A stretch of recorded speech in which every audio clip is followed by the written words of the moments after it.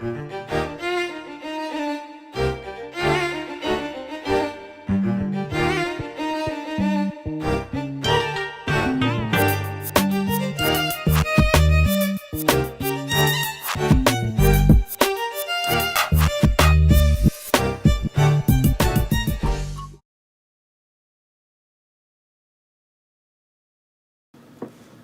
what's up, y'all? Welcome to Game Day here at Heavy Cardboard. Teach, play, discuss medium and heavy strategy board games, war games, 18xx. I'm your host, at least tonight. Happy to be joined in person. Again, this is still weird to me, but across the table. I'm Trey. And I'm Martin. All right, so thanks for coming tonight. This is fun. We're in person. This could be a thing, you know, in-person board gaming. I think it could be the future of board gaming. It could catch on, right? Tonight we are playing Genotype, a Mendelian genetics game designed by John Koivu, Paul Solomon, and Ian Zhang, and published by Genius Games. I believe Genius Games also sent us this review copy of the game, so thanks to John and everybody over there so that we could bring this to you. Now, I think it was last week or the week before, I can't remember, I did a solo playthrough of this, and the Automa did a really good job. My only real critique of that was it needed a better player aid. That's really it. And outside of that, we played this Saturday as part of Game Day. And we played it 4 players. And 5. Played it 5, apparently. 5. And so we said, you know, this probably plays pretty well at 3. So we're giving it a go at 3 tonight. So welcome, everybody watching live around the world, as well as after the fact. Do the full teach on the front end. It's not super involved, so I don't know, 20, 30 minutes, because it's me, and I'm long-winded. Anything else? Nope. Go for it. Okay, all right, let's do it. I have all the cameras and chat up, but you know what? No, on second thought, I will bring these down for right now, just during the teaching. You can tell I'm out of practice for having people in the studio. All right, so Genotype, a Mendelian genetics game. All right, so Gregor, it's actually Johann Gregor Mendel, was a 19th century Augustinian friar credited with the discovery of modern genetics through his work with pea plants. In Genotype, a Mendelian genetics game, players take on the role of research scientists on the grounds of the monastery where Mendel conducted his experiments. Players have a garden of pea plants with different genetic traits. The traits are each shown as a pair of letters called the genotype. The goal of the game is to validate the traits on your plants by taking dice that match the traits. Validated traits are converted with trait markers to track your research progress. When all the traits on a plant are covered, it's been completely researched, and endpoints shown in the corner of the pea plant cards. So that's kind of at least the setting, if not the theme of the game there. What is it y'all are looking at? Well, it's also an action selection or worker placement game. So over on the left-hand side of the board, what we're going to have are the parent genes and the offspring genes. So the parent genes are going to be up here in these Punnett square areas here. And then the offspring genes are going to be what the results are of those, and those will be based on these charts over here and based on the parent genes over on for each of the 4 different types of pea plant, or the 4 different characteristics. We have seed shape, we have the flower color, we have the pod color, and we have the plant height. All right. In addition to that information, we have worker placement spots. So anywhere you see the trowels out here, those are going to be action selection / worker placement spots. All of the spots are limited to a single trowel or a single worker, if you will. Each of us starts with 3. The exception to that is down here in the second shift area there. We also have the research goal places to be able to select our research goals, which is going to be extra points at the end of the game. We have the 5 genome dice for each of the 4 different characteristics, and then we have parent phenotype, I believe, markers here that will adjust these as the game goes on as well. Moving over to the right side of the board, We have the treasury space here, which is pretty simple. Going to be able to get a couple of coins there, and only one spot's going to be available in a 3-player game. Down below, we have research upgrades. This is going to make it more efficient, easier to do what is the ultimate goal, which is validating the characteristics or the phenotype, genotype of the pea plants. We have the university over here, which is automatically going to be able to allow us to validate one trait. Then down below, in this part of the board, we have the nursery, where we're going to be able to pick up new pea plant cards. And down below that, we have the tool shed, which is going to be some sort of rule breakers and one-time use rule breakers. Up above the board, we have the assistants. The assistants are going to be permanent rule breakers, essentially. And then over to the right of that, we have extra plots, and then we have extra dice slots, because it is going to be a kind of a dice placement game as well. We have extra workers or assistants that we're going to be able to play, or we're going to call them workers, that we'll be able to acquire throughout the game. Off board, we have trait markers, and then we have our banks as well. Then over here on our player boards, we're going to start out with 2 garden plots, so we're going to be able to plant up to 2 pea plants per player to start with, but it's possible that we may get assistance or extra plots that allow us to create more or plant simultaneously more plants, more points. We start with 3 spots in which to be able to place dice on our board. There are 2 other that are temporarily unlockable for each turn.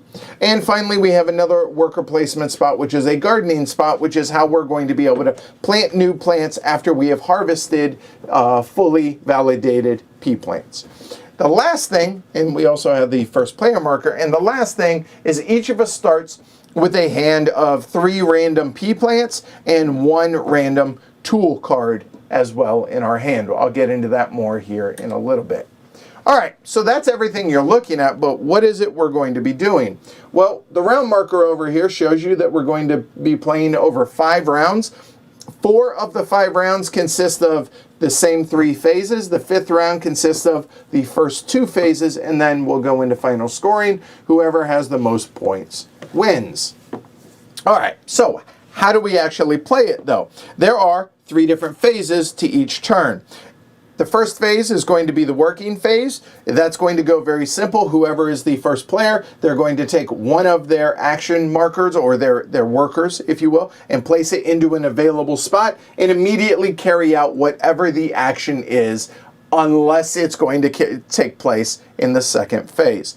We'll place one worker, going clockwise around the table until we've placed all our workers. It is possible to gain extra workers, so therefore it may be that you pass before another player goes. The second phase, once everyone's done with that, is the plant breeding phase. We're going to roll all of the dice. We're going to put it out here into the various parent or the offspring genotypes. The matching one, if it is a de novo mutation, we'll talk about that in detail. It will go into the respective spots. After we have done that, we're then going to, in turn order, select 1 die to validate some of the plants that have been planted on here. We will continue going around in turn order, mostly in turn order, until all of us have either filled all of their slots or there are no other available dice for matching traits on our board. Then finally, the third phase is going to be the research upgrade phase, where we're going to use cold hard cash to be able to either get new plots, dice slots, action markers, i.e. workers, or hire assistants. Rinse and repeat, essentially everything but that last bit 5 times. Whoever does that better wins the game. All right, so let's go over this a bit more in detail now for the various actions that are available to us on our turn. Before we start on going through the actual actions, in fact, we'll start over here as opposed to normally where I would like to do left to right. We'll talk about the nursery as our first action. You'll notice in a 3-player game, 2 of the spots are available. The third one's in a 4 or 5-player game. So the pea plant cards have a number of points shown on the top left-hand corner. Their location out here, where they are, does not matter. It's just there are 4 slots in a 3-player game. Over to the right are going to be either dominant, dominant, recessive, recessive, or dominant, recessive genes that we're going to validate, or traits that we need to validate, okay? And that is the core part of the game. When you have validated all of the traits over on the right-hand side, you're going to score that number of points at the end of the game. So going to the nursery allows you to take 2 of those cards, either face up or mystery meat, any mix, one at a time. However, these will not refill until the end of the round. Not the end of your turn, but the end of the round. All right, so enough on the nursery. You take them into your hand. The tool shed is, well, where you're going to be able to select a tool. You'll notice there's only one of these spaces available in a 3-player game. Again, you may select any one of these or mystery meat, and again, they do not refill until the end of the round. All of these are one-time use rule breakers, and we'll go over these in detail before we get started. The exception to that here, and you may hold it in your hand until you are ready to play it in the appropriate phase. You're taking the appropriate action, which will correspond to what the actual card or the actual tool itself is. The exception to that is the watering funnel. You'll notice it has an exclamation point. That means as soon as you purchase that card, you must do it now and discard it, which is validate 1 trait. So i.e. what it would look like is if I drew that and I had this card, I would choose one of these 3 traits to cover up if it were over in my own garden. Pretty simple on that. All right. So that is the nursery and that is the tool shed. Let's go ahead and move it on up a bit. And we have the research upgrades. This is going to only be in phase 4. We'll talk about that later. The university looks identical to the watering funnel, except you pay money to do so. So just like this, you immediately validate 1 trait that's in your garden plots. Easy enough. It costs $1, 1 coin, or 2 coins, respectively. I would encourage folks to go to the 1 coin first, but up to you. The treasury, again, notice there's only 1 spot available in a 3-player game. Get $2. Get 2 coins. Very simple on that. And we have the round marker over there. So that takes care of all those worker placement spots. But now let's go ahead and move over to the left part of the board to talk about the Punnett squares as well as the shifts. All right, so the first thing is first shift. You'll notice each of the characteristics has a first shift spot. What that first shift is means you're going to get first pick of all of these dice regardless of player order. So you just, in the second phase, when we actually start taking dice, the order is going to be first shift will get first pick of their respective dice. Then second shift will, in first placement order, going on down, we'll get their choice of pick. And then we will go in turn order, beginning with whoever has the trowel. So first off the top, you get first pick. Pretty simple on that. You'll notice that there is a coin on each of these spaces, and that means that if you go to the first shift spot or to the Punnett square, the parent genome spot, the Punnett square activation spot here, you get that coin. I messed this up in the solo playthrough, so if you watch that, you're watching this, it's this or this. First one to go gets that coin. Second one to go gets the privilege of taking the action when the time is then. So the first shift does not actually activate until the second phase of the game or of the round. The parent genome spot up here, what this is it's going to allow you to change what the odds of the offspring are going to be. So you'll notice that you have some printed, you have a dominant and a recessive gene on there.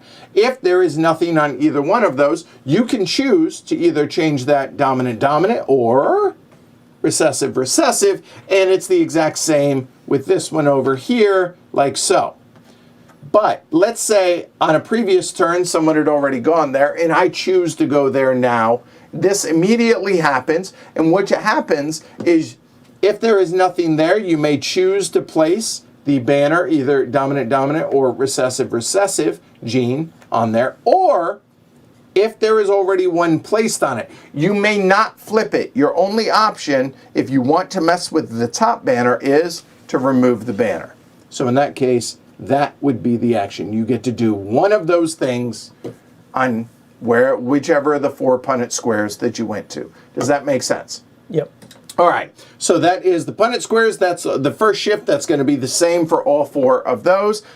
Second shift is just like first shift, except it goes after first shift. You don't get the coin, and you aren't limited to that one color or that one specific trait. Here, you can choose, you get essentially second choice of whatever die, one die that you wish to take. So that's what the second shift is going to be there.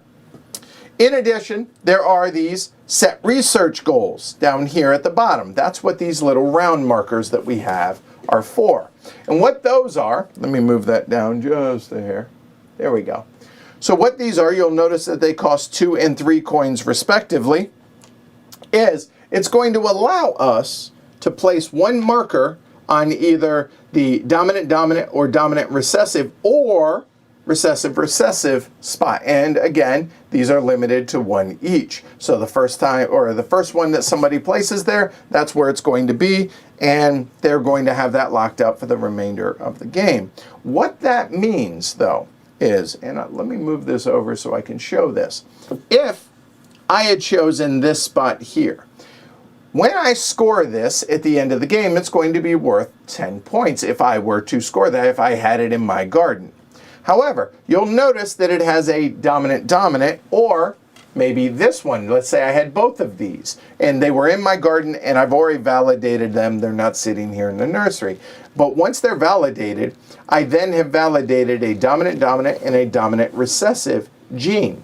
Well, I have this marker over here. So these aren't worth 10 and 11 points respectively. These are worth plus 2 points each because each of them have that trait on it. So this is actually worth 10 plus 2 points, 11 plus 2 is 13 points. However, as we move along, you notice that this one does not have that gene, or maybe it had recessive, i.e. lowercase t's on it. In that case, I would not score any bonus points for that at the end of the game if I had that. That's what the research goal is. All that makes sense? Yep. All right. So that's pretty much all the spots except for, I would argue, the most important one in the game, which is the gardening spot. Obviously, you can only use your own gardening spot. You can only do this once per round. And what this says is you get to do each of these steps in this order. You get to draw one card, or select, I should say, one card from either the face-up nursery or mystery meat, or face-up tool shed or mystery meat for the tool shed. Your pick, take one. Then, anything that has already been completely validated, i.e. you have already done so, which we haven't talked about here, and we will do in the second phase, you get to uproot these and just set them aside face down. You're going to score those at the end of the game. Easy enough. And then you may fill up every empty plot that you have on your board, including these, as well as if you had gotten any extra plots from that, okay? Or if you have an assistant that will do so as well. So you may fill those from cards that are in your hand, because again, the nursery and the tool shed always go straight into your hand until you garden in which you can plant. The tool shed, however, you can play whenever it's appropriate. The last two spots here are temporary dice placement slots, which we'll explain here in just a minute. But that's all the spots. Any questions on phase one? We place one worker at a time, going round and round and round until we're all out. Okay, good. Then we go into phase two. Phase two is going to look very much like this. Let's say we've rolled, and that's what we ended up rolling here. And nothing here has changed. So we look at this. We have a 2, and we have a few 3s. We look at the 2 is dominant recessive, and it does not make a difference if we had rolled a 3 with these, because that's going to be dominant recessive. It doesn't matter if it's recessive, dominant, the order of that. Then we're going to look at over here on the board, what do we have? And we put all the appropriate dice in their offspring marker right there. But you'll notice that 2 of the sides of a dice have what's called the de novo mutation. And what this is obviously a mutation. When you roll this the first time, you're going to re-roll that die. If you then re-roll it onto a de novo mutation, it will then go into the de novo mutation spot. However, if you roll it to, let's say, a 4, then it stays to whatever it is. So that would be recessive, recessive, and that would go there like so. We would do that for all 4 of the different characteristics. That makes sense? Pretty simple on that, easy enough. But let's say we had done there. After we have rolled all of these and we have all the dice populated, and the dice are not player count specific, there will always be 5 dice regardless of player count on that. So once we have done that, then check that. Then we will activate anybody that's had first shift. They will get their choice of any die out here. Then after that, we will go second shift. They will get a choice of any die that is left. And then finally, then after all of those have been activated, then we will go in turn order, taking 1, possibly 2 dice to go and validate. And wow, that was terrible in this case. Okay, but that works out. Let's go ahead and say I had this over here in my garden like so. So you'll notice that I have dominant for the seed shape, i.e. the RR characteristic or trait. I have dominant. You'll notice that if there was a die there, I could then, as my action, say, hey, okay, I'm going to grab this die. I take it over here into the spot, and I cover it with a trait marker. Boom, done. Easy enough. If I had both of these here, in which you'll notice that they both have dominant, and I took a dominant die. However, I only get to choose one of the 2 to cover with a trait marker, to validate a trait marker. There is an exception to that rule, which we will talk about in a little bit, but for every time you take a die action, i.e. you draft a die, you get to cover 1 trait regardless if it's repeating or not, okay? All right. However, we did not have a dominant. Instead, we had dominant recessive and a de novo mutation. Well, as you saw on my player board, I have no dominant recessive genes, so I can't take any of these dice. However, I can take a de novo mutation. There is no hate drafting allowed in this game. Keep that in mind. If you can't use the die, you can't take the die. Well, a de novo mutation allows you to do one of 2 things whenever you take the die. If you take the die and you choose to do nothing else with it, you take a coin from the bank. Easy enough? Cool, good, all right. However, if you wish to validate a trait, you take the de novo mutation die and any one of the same colored dice, so it does not matter in this case. Let me give this example. If I choose to take a de novo mutation and I choose to validate, I can take any of the other 4 dice that are left there to then be able to validate any one. So maybe I just want to be that guy and I say, hey, I'm going to take both de novo mutation dice. Now, I took 2 dice. I have 3 spots. So I place them on there. And it doesn't matter whether I took the second de novo die or whether I took the something else. It does not matter. I want to stress that. But I then get to validate any one of the R's. I should be clear because these are the green dice, which are the seed shape traits. So even though there was no dominant, I then can validate 1 dominant. Again, that's 1 action taking both those dice because the de novo mutation. So again, it doesn't matter if I took that and that, or say that one. It doesn't matter. I get to validate any one of the seed shape traits. Does that make sense? Yep. All right, easy enough. We're going to continue doing that. First shift takes first, second shift takes second, their choice. Then in turn order, keep going around until either we're out of spots or there is no dice out here that will allow you to validate. And when we're all done, we're all done. Easy enough on that? Mm-hmm. Okay. Mm-hmm. The third and final phase is going to be the research upgrades, which is going to be this part right here. In reverse turn order. So in other words, if I'm first, Shrey's second, Martin's third, it would start with Martin, then Shrey, then me. You'll notice that we have the markers where they start. They have the darker little marker on it right there. You may, if you can afford the price up the top, choose to purchase any one thing. When you do so, it immediately increases the price by 1.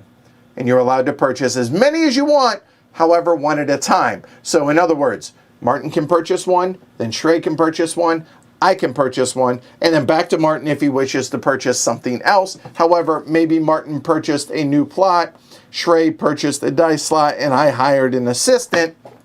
Well, that will have cost us each 2 if you still have $3 left over. Well done, first off. Secondly, you may then purchase another. And it can be the same thing as long as there are workers available in your color. The assistant, you get the idea, as long as the stuff is available. And that's the end of the third phase. So at the end of all of that, then we go into a quick little reset, which is advance the turn or the round tracker. We pass the first player marker clockwise, then all the prices will reduce 1, regardless of where they are, unless they are, obviously if they're pegged out in cost, they don't go up higher. If they're reduced all the way, if they're bottomed out, they don't go down anymore. We drop all of those 1 price. Then anything that is left here gets tossed. Anything left here gets tossed. Anything here left gets tossed. And then refill based on the player count.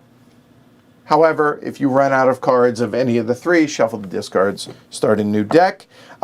You get your workers back. We need to refill the coins. Now, this is important to note. There will never be more than 1 coin in any of these spots, so they will not accumulate.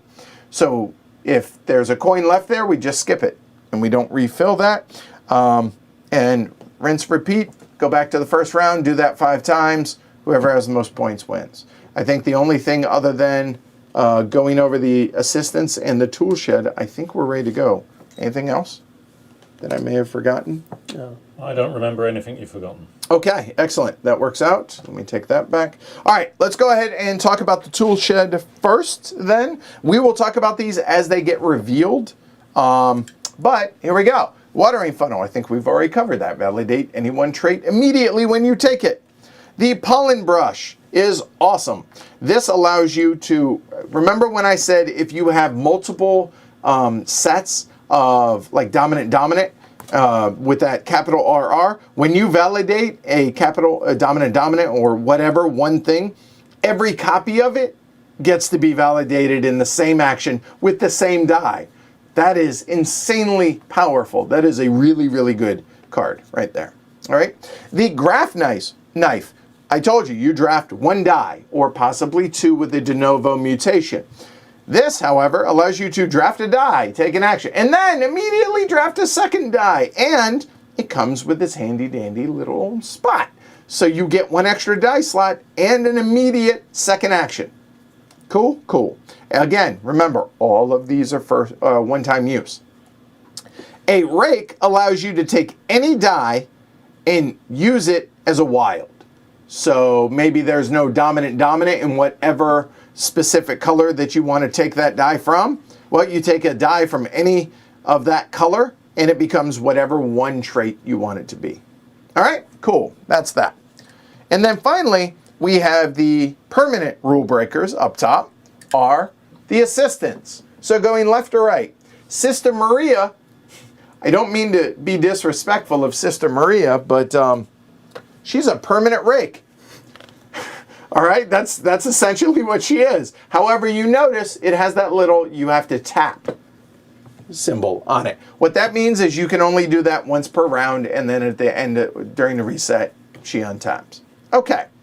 Father Omari, if you are the gambling type, I would suggest investing in Father Omari. What he allows you to do is take 1 die of each color, roll them, and depending on what you roll, if you have traits that can be validated with those, you can validate them as if you had taken a die.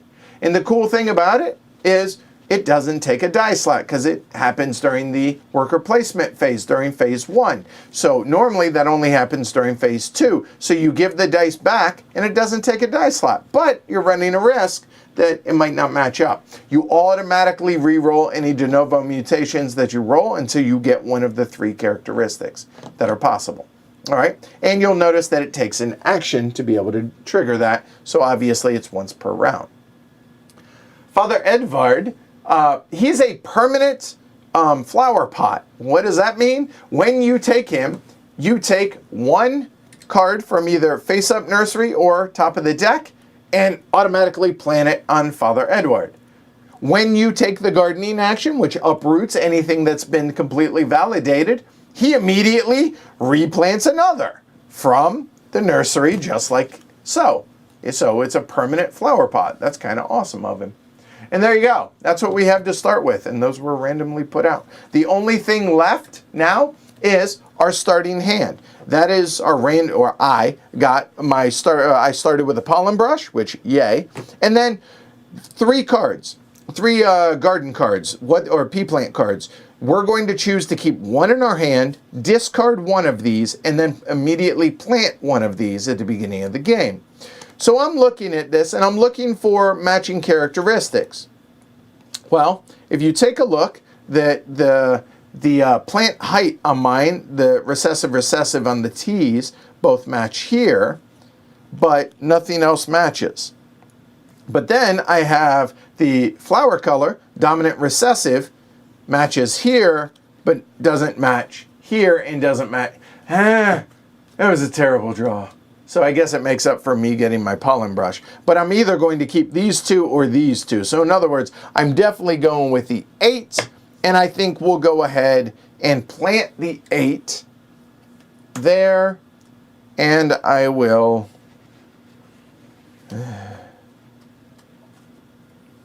I like yellow. So I'm going to keep the 10-pointer there and get rid of the 8-pointer here. So this will be discards. We'll just toss them up there. That's fine. So this is what I have in my hand at the beginning of the game, and I've planted that. There we go. Oh, Omari's a lot of fun. He's great at parties. A lot of pea jokes, pea plant jokes. But yeah, he's bitten me more. I've gotten him in every game, and it hasn't worked out great.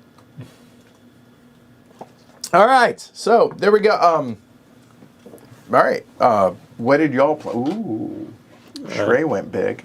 Yeah, 12-pointer with a couple of recessives, the on seed shape and plant height, and then a dominant on flower color and a dominant recessive for pod color. So it's lots of options for the first roll.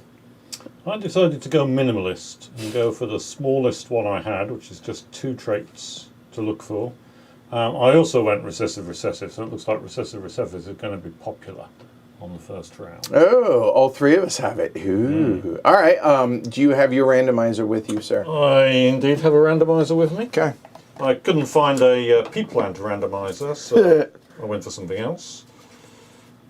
There's some link with dragon scales, I'm sure. So, yeah, pick a card.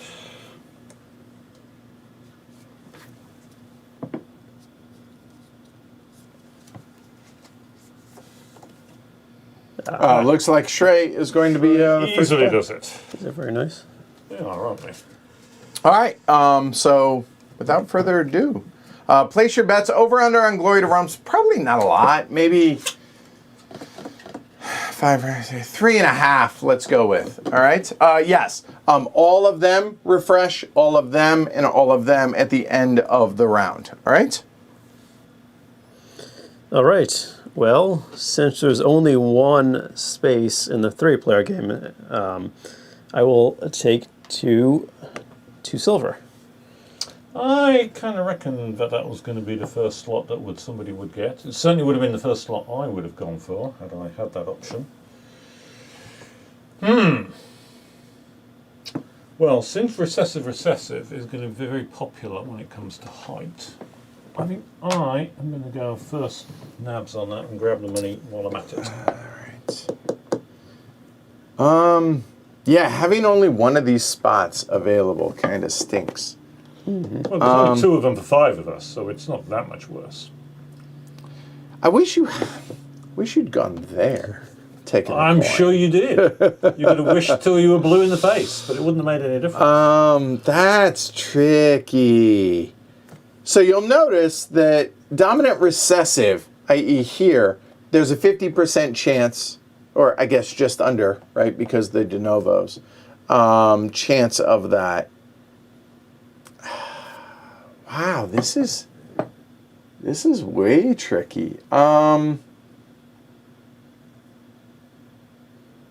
I think because I have my pollen brush, I might think about gardening for my first action, but that feels so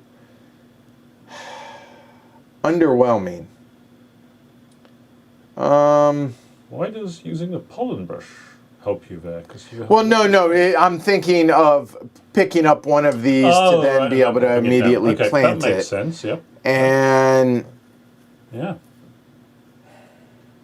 That's a tempting thought. But and I know one of these would be available for me for the coin.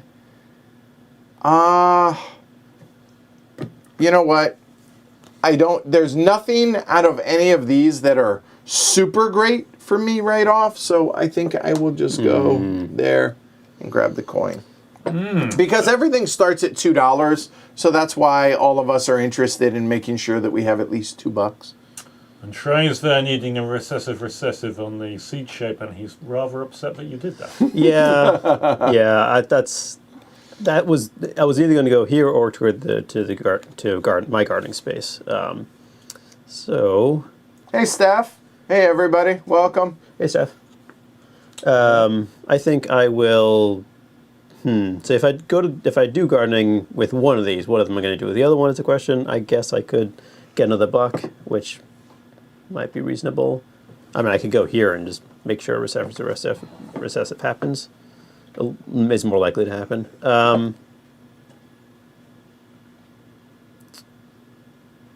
No, I'm going to stock up on cards, on nursery cards. So if we can put them there. And remember, you have mystery meat, and you are allowed to draw this, look at it, and then choose if you so desire. And you have no hand limit on number of cards, also.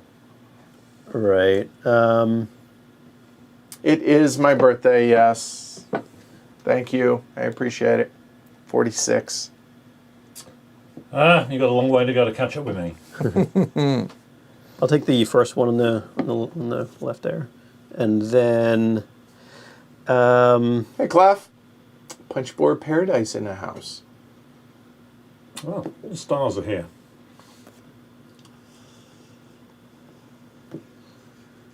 And then I'll take Mr. Meat. Ooh. Okay. And remember, that does not fill up until the end of the round. So, Martin. So, my first one was a fairly obvious move, I felt, but the second one is a bit more tricky. So, I'm looking at money. I remember being extremely tight the first game. Yep. And so one of those $1 slots is kind of tempting. Although, of course, neither of them actually line up with something I actually want. So it would be purely doing it for the money. Of course, I'm quite in favour of doing things purely for the money. My whole life has been based on partly that. But maybe I don't want to do that here. The tools look interesting. Of course, a rake would be quite useful. If I can whop any die into what I want, that could be quite nice. I mean, that's one way to get around that issue, or that issue if you're Shrey, if those don't come out. There's also the university, and there's also the watering funnel. The university costs money, so I don't want to do that.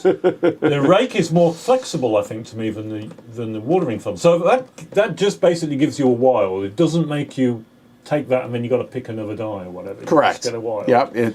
That's quite nice thought. The graph knife, I'm not too worried about the graph knife because I don't only have one plant. I don't fancy gardening at this point because although Shrey and Redwood are both going down that path, I kind of feel like I want to clear the board and then do a big punch of gardening on the second round. That's my plan, so I think I'm going to go with a rake, so I'll plop my thing down there.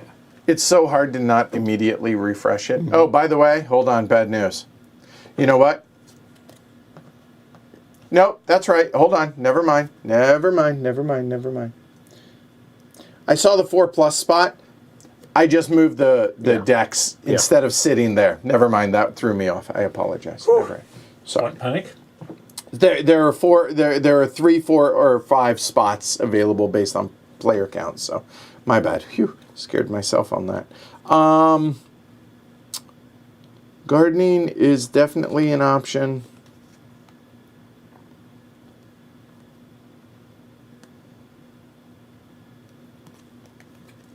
I think.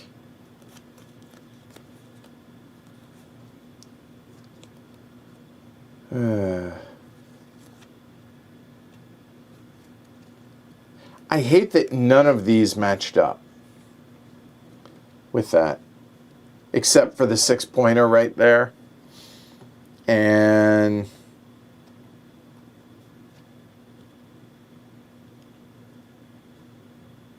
yuck. So the question is, do I take a second pollen brush? I think I might. So I'm gonna go ahead and garden. As my pick, I'll go ahead and take a second pollen brush for my hand, and then I can't uproot anything because nothing's full, so I'll go ahead and plant the other card that I have in my hand. And done. Shrey, you're up. I will also garden and take a graft knife. Okay. And or maybe I want the watering funnel so that I can just cover this immediately. Yeah, let me grab the watering funnel instead. And then, All right, so this immediately goes out of play. Right, so then I will just cover up my recessive. There you go. So now he doesn't have to worry about that. Right, yeah. And then I will plant this, another large set. It gives me options. Yes, it does, and a lot of points right there. All right. Well, I'm going to continue with my strategy of neglecting gardening and just take some money. Why'd you have to take that one? See, I was actually going to go there. That's the only one I don't have the gene for. I have no. I literally that would be wasted. So I could get the money. I could get the money, but I could go and mess with folks.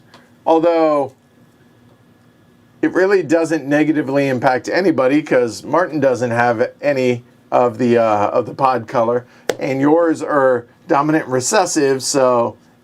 So I lower it from 50 to 25% thereabouts. Doesn't seem, I don't want to necessarily do that. Although the dollar is nice to be able to ensure. Oh wait, I pick first. Oh, I get first pick of this. Mm-hmm. Yeah. Well, in that case, I know $2 is going to be enough for what I want. I think. Is it? Unless I want the extra worker. No, I don't think I do. So I will not waste that then. So where do I go? What makes sense for me? In looking at this... This is really the one spot, I think. Unless you want to do a Punnett square, which I don't know if you do, then that's the only other spot. Right. Well, I'm looking at the seed-shaped Punnett square just because I have dominant recessive, I have dominant. So I could increase the odds of getting a dominant. For my first pick on that. That kind of helps everybody, and I do have first pick already, so I don't think so. So I guess I'll go gardening or go to the nursery, I guess. And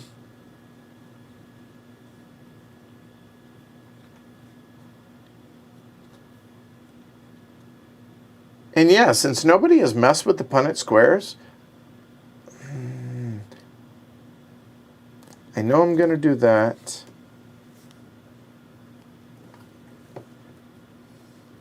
So I think I will take the 10 and the 12, actually. Put them in my hand and call it good. All right, so that's the end because nobody has any additional workers. We go into the second phase, roll them bones. All right. So here you go, Martin, if you want. All right, so what do we have? We have 4s, which are there, and we re-rolled de novos. Wow. Wow. Well, that's a lot of recessive. Wow. That was unlikely. 4, 4, 3. And there. Oops, sorry. And 3s. Yep. Oh, all right. Wow. Oh, we're into recessives, aren't we? Wow. All right. So that's how we rolled. So now, just to make it easier, go top to bottom. So first shift gets first pick. So I have 3 dice slots over here. And I need a dominant and a dominant recessive on respectively. So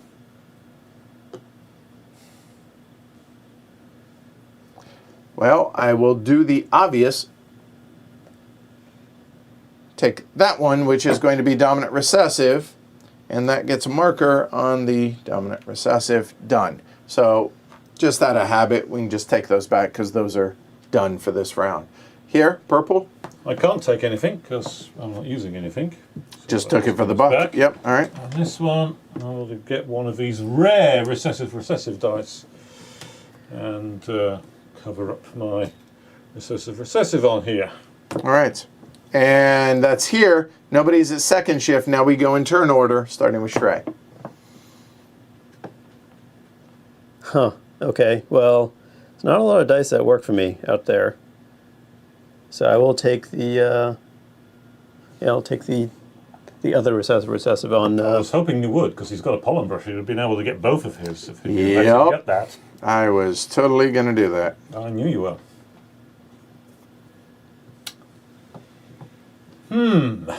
So given that, then I think for me, I take these 2. And that will allow me to cover Yep. my RR. So good, I managed to get my plant validated, which is what I was hoping. So I have a decision to make now. I only hit, there are no dominant for that one. Oh, actually. Yeah, I do have a decision. I could take that die and then when it comes back around take that die. Or I could take 2 of these with the de novo mutation and a pollen brush and bust out both of those. I think it's more efficient to do it this way, so I will take the dominant and validate that one there. Shrey? Okay. Well, I'm glad you didn't do the alternative because I was afraid you might take that die away from me. So I will take the dominant recessive. Height. And Martin? I'm all diced out. I will take the dominant recessive for flower color and validate that one. And then I'll take the dominant recessive for pod color. And let's do this one. Martin's already passed. I'm out of slots. Shrey's I'm out already- of slots. yep. We're done with phase 2. So these essentially can come back now as well. And then now we go into phase 3, which is the research upgrades. The research upgrades is in reverse turn order. So I have 2 coins. I'm gonna hire an assistant. I feel pretty good about that. So I'm going to pay my 2. It increases the cost to 3. And there are 2 that I want. There's the permanent flower pot, i.e. Father Edward, and Sister Maria, which is the permanent rake once per round. That flexibility of the rake is really nice. But having an extra permanent flower pot is really nice too.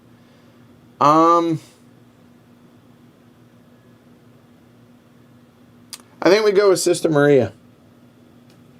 Permanent rake it is. And obviously, I can't do that until next turn, but I'm done. And now, Martin, your option, if you wish. Well, Martin Fowler's first rule of worker placement games is to always get an extra worker. So I am going to follow my instincts and grab myself another trowel. Thank you. Yep. And Shrey. Not taking an action marker. Nope. So I will spend 2. I don't know whether I should take the dice slot or the plot.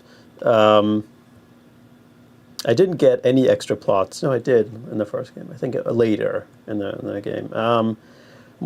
We have more dice compared to the Fireplay game per person. Sure. So another dice slot seems to make sense. So I'll do it. Yeah. Okay. I'll just do that. If you want, put it to the other side. Yeah, that'll work. That's fine. And note, it doesn't cover up the temporary ones. He can still get the temporary ones if he wants. All right. So then it would theoretically go back to me. Obviously, no money.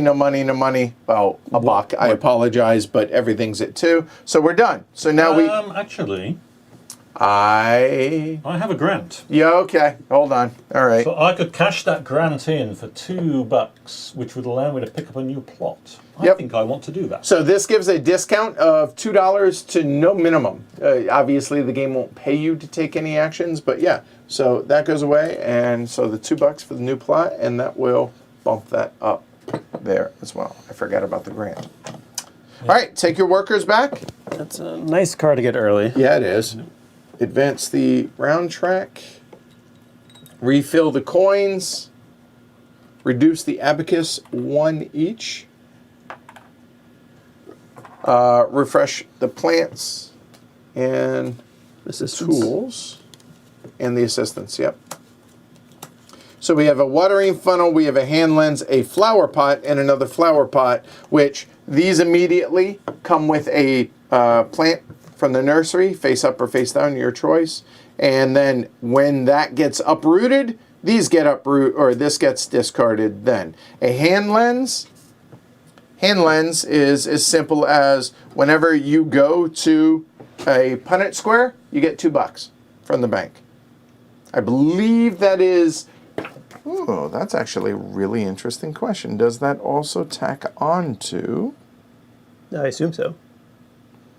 To gain 2, yeah, it would. If you get a first, it just says you gain 2 coins. So I would argue that yes. And the watering funnel, we've already gone over. All right, then we have the 3 new assistants. Father Anton. All right, Father Anton works as if you have a permanent marker in the second shift. So let me unpack that again. In plant breeding, you're considered to always be first in the second shift, so you always get first pick after the first shift ones, no matter what, even though you may not have a die down there. Brother Leopold. Gives you a discount of 1 on all costs to a minimum of $1. And brother begins with an A that I can't read. Alypius. When gardening, draw an extra card, face up or from the deck, so you get to do 2 instead of 1. All right, so we're into round 2, and here we go. Thanks for the trail passes. Oh, yes. And dice, please. Your dice. Oh, right, yeah. Martin, your dice. Oh, yeah. What was his name? Which one? It was. He burned me too many times. Omari. Yeah. Yes. Yeah, you had one really bad roll. You had a really bad time with that one, didn't you? There was one turn that I rolled and I got 0. He's permanently burned for that one. He really is. I would say I'm not bitter, but I am. Yep. All right, Martin, your honor. Okay, so I go first. Well, as I said earlier, money is very, very tight in this game, and getting 2 coin is almost the best thing that one could do. But another thing that we all have 2 of course, is 2 thumbs. And your thumbs could be given to us! So thumb your the thing to say how wonderful the podcast this is, the YouTube stream this is, and we will be very happy. And I won't have to say that again this session. I love you. Right. It also throws them off the game a little bit. It totally does. So I'm really tempted.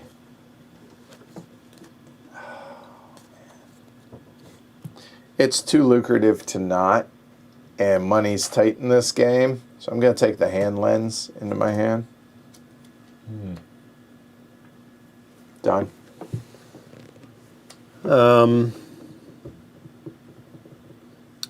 well.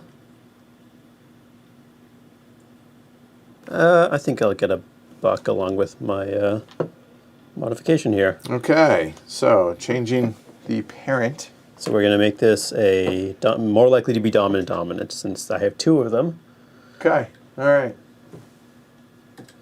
And a silver is awfully nice since I'm picking second. I'm in favor of that, actually, looking at that. That worked out. Thank you. Way to be a team player, Shrey. Oh, is that one dominant over there? Yeah, dominant, and my hand that you can't see, I have dominant recessive as well. So how many of y'all out there have either not heard of this or have played it? Either extreme. Well, I think I'm going to pop over to the nursery. I think I'm going to grab that 12er. I keep wanting to refill it every time. And I think it's interesting. It's 6 points, but a little bit harder because it needs the double recessive. While this is much more likely to plop up, modulo any modifications for only 1 point less. I think that's a slightly better card to have. I want to avoid this one after what Shrey just did. Because it makes it impossible, right? Exactly, without having to kind of manipulate, right? Yeah, right. Yeah. All right, so I think, even though, is that short-sighted is the question. I don't think it is, so I'm going to go ahead and plan. This is actually for next round, in all seriousness, and I'm going to go ahead and play the hand lens when I do so. So I'll take this coin and 2 from the bank for the hand lens. And let's go ahead and make the top row dominant, please. Oh, team player. Yay. Okay, so, all right, so that's me. It's back to me. Yep.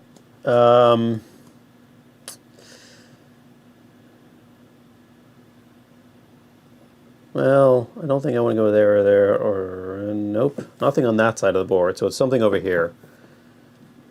Do I need to worry about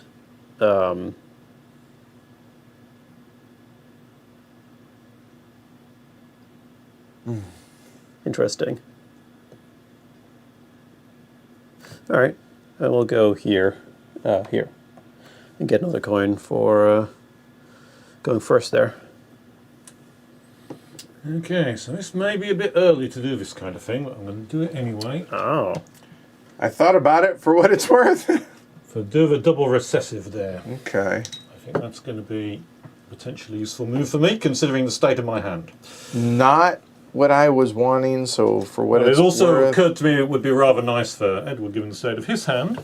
Yeah.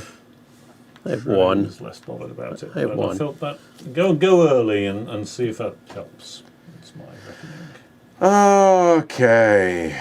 Well, the problem I'm running into right now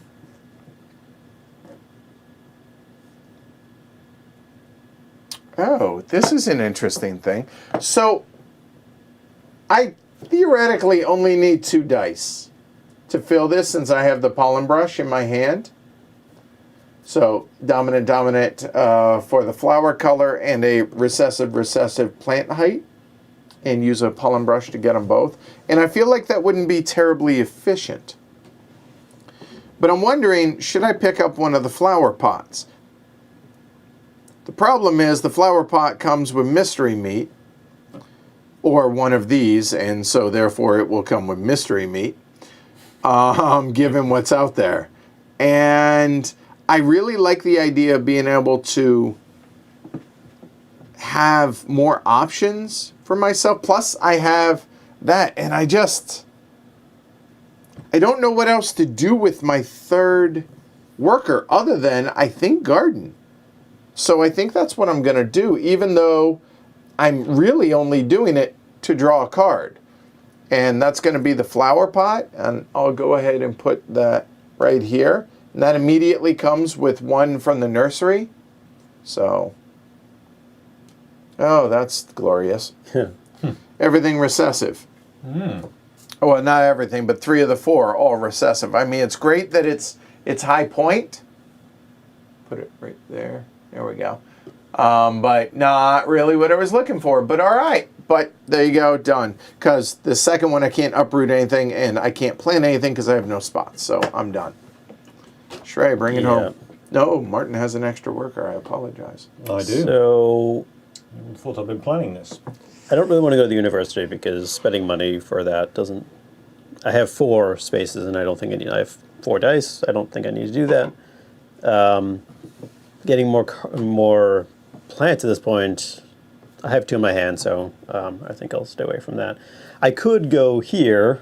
I don't need any seed or plant height dice, but I could go there and just mess with you and put down dominant just so recessive isn't possible, which would be amusing, but it get me a coin. That's the benefit. For what it's worth, I actually thought about doing that just because of what's in my hand, and right, and the fact that I have Sister Maria's action, I could do it anyways. Yeah. So I actually thought about doing that, even though it's counterintuitive.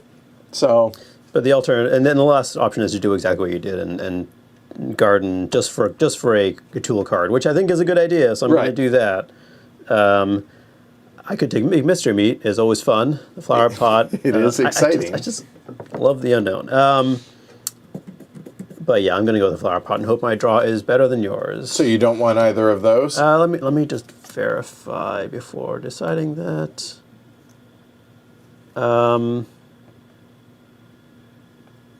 It's unfortunate. Yeah, I'll take Mr. Meat. Good luck. Oh, so it's lots of stuff that I don't really need. It doesn't line up with what I have. Yeah. Okay, well, Oh, you have dice slots, so there's that. yeah. The recessive is not going to happen this roll. That's fine. Well, unless you take a de novo die, right? So- Spending 2 dice for One. spending 2 slots for one thing is not something I'm interested in. Right. All right. So I'm pretty much got a garden, since otherwise I have nothing to do. So it'll be gardening. So that watering funnel, I have to do that immediately, right? I can't plant the things. Exactly. That's unfortunate. You So can take mystery meat. That's actually what I'll do then, since the watering funnel is completely useless otherwise. So I'll take the mystery meat and I don't know what the hell this is. I'll put it in the book. Dissertation. What's a dissertation? Oh, you get to, it's the research goal for $1. Oh, okay. So that could have been useful. May still be useful. Yeah, it did. Okay, well, I will collect my thing from here. Put those back and lay out all 3 of my cards into the plants. That's efficient. That was your goal, right? That was the aim. Clear 1 and then put 3 down. That was my plan, my cunning plan. We'll see whether it appears to have worked. All right, roll some bones.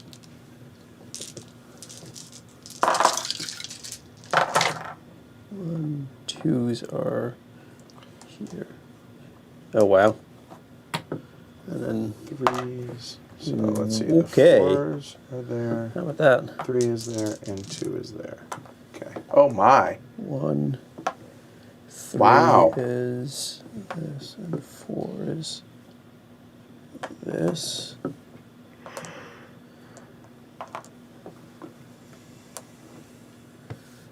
Okay.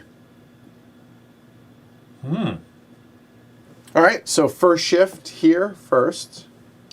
There's plenty of what I need.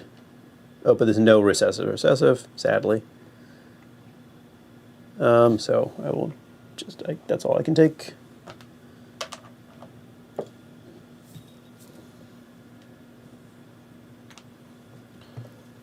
And then we begin first player. So since there's no second shift. I'm going to grab one of those, since I have a need for plenty of recessive heights. I like my short peas. I'm a short pea kind of guy. I think that's the obvious one, right? For me, I think. Yeah, since there's 2 of those. You have 2, but Three is FF. Yes, indeed it is. Oh, 3s. Oh, thank you. Mr. Clark. Yep, good call. Checker. There you go. Yep. Thank Good you, call. Christopher. Actually, that saves me, so I can take this. That guarantees that gets back to me. So I'll take that back. Not thank you, Christopher. so the recessive along with a pollen brush allows me to do up both of those. So completely validates that one, and 2/3 of the way home for that, and the pollen brush is out. I'm done. I mean, I kind of have to do this because of what you said. So I'll play my craft knife and take 2 of these, Yep. and 1 goes here. It was a risk. To illustrate, that, always guaranteed.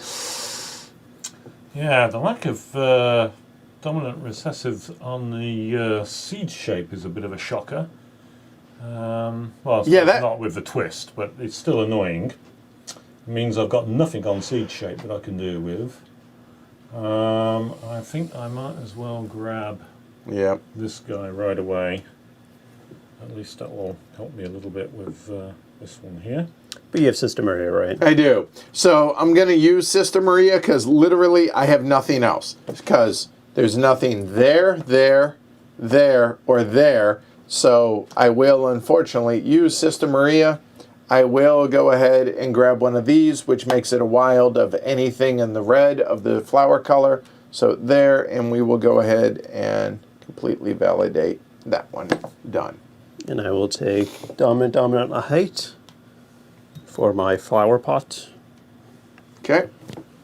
And I will take this one and continue with this. Not worried yet about finishing any of them off because I reckon I've got a fair amount of time to And do them in the ground. there's no de novo. I only have slots for 1 die. There's nothing here, here, or here. Pretty sure I'm stuck. That's me. All right, well, I can take this one to finish this. All right. And Martin. I'm out of dice slots. We all are. So Yep. that's it. So we go into phase 3 in reverse order. So that's starting with Shrey. Oh, yeah. Oh, Shrey. So what's the money situation? 3-3-0. Yeah. Okay. So it's you and me. Unless Martin has another one of those cards. Fair point. So these assistants, they're all not bad. A new action marker would also be nice.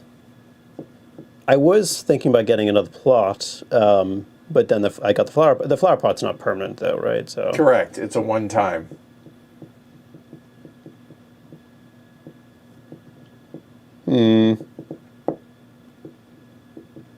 they're all reasonable options.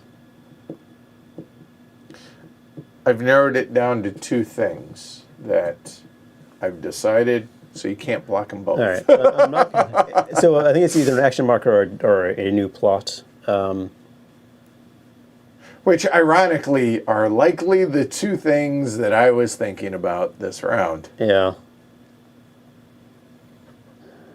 And if you take the new plot, it does not necessarily prevent me from taking a new plot. Right, so I'm going to be able to remove all of these, but I'm going to need to get some cards first. So if I get a couple of cards. Remember, you'll get 1 card at the beginning of gardening. I always forget that, so Right. don't forget that, okay? So I think it's worth it to get another plot. So I will do that. I'll spend the 2. And it's only 2.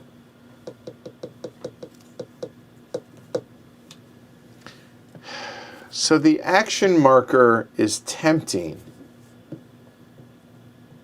But having that new plot to be able to have a permanent, especially when I'm about to garden, right?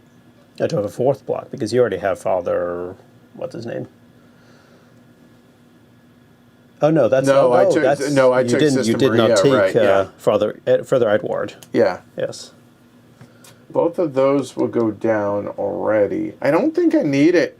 So you know what? I think I will get the extra action marker, which is a rare thing, but there we go. All right, end of the round. So we advance the turn marker. Go and grab your workers back.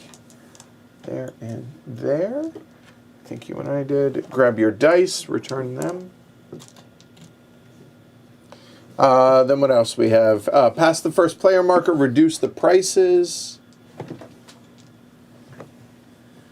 And all the cards refresh, including the assistants.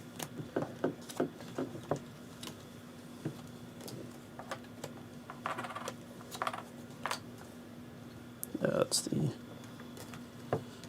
I got Okay. 3.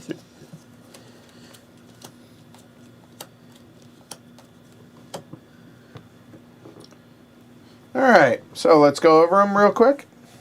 All right, so we have the garden line, pretty self-explanatory. Go to the second shift, get $2 when you do so. Watering funnel and pollen brush, we've seen. The seed bag, draw 5 mystery meat off the top, take 2. And we have the new nursery ones, and then we have the new assistants. And the assistants are Sister Elizabeth. You may validate anything that you have a research goal for. So right now, the only one where that's useful is for Martin. He has a research goal on recessive on the plant height. So therefore, he would immediately, or once per term, be able to validate that specific one. If it were here, it would be dominant, or dominant recessive, okay? Sister May, a permanent pollen brush. So tasty. That is so good. And then Brother Franz has, you pay $1 to be able to unlock 2 additional die slots. And I believe... Oh, he doesn't tap? He does not. Like it's one time, or is it every round? That's what I'm double checking. Feels like it'll be every round. Every round, you pay a coin to be able to unlock both of those slots, if you wish to do so. All right. Okay? All right. If I may, sir. Take my trowel. And untap there. All right. So obviously, I must garden. That's a no-brainer. I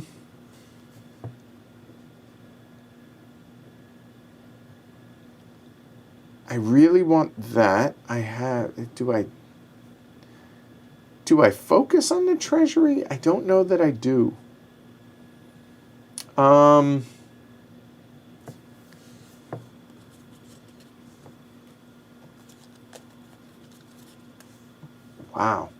I have a lot of things I want to do right now. And I think the first one...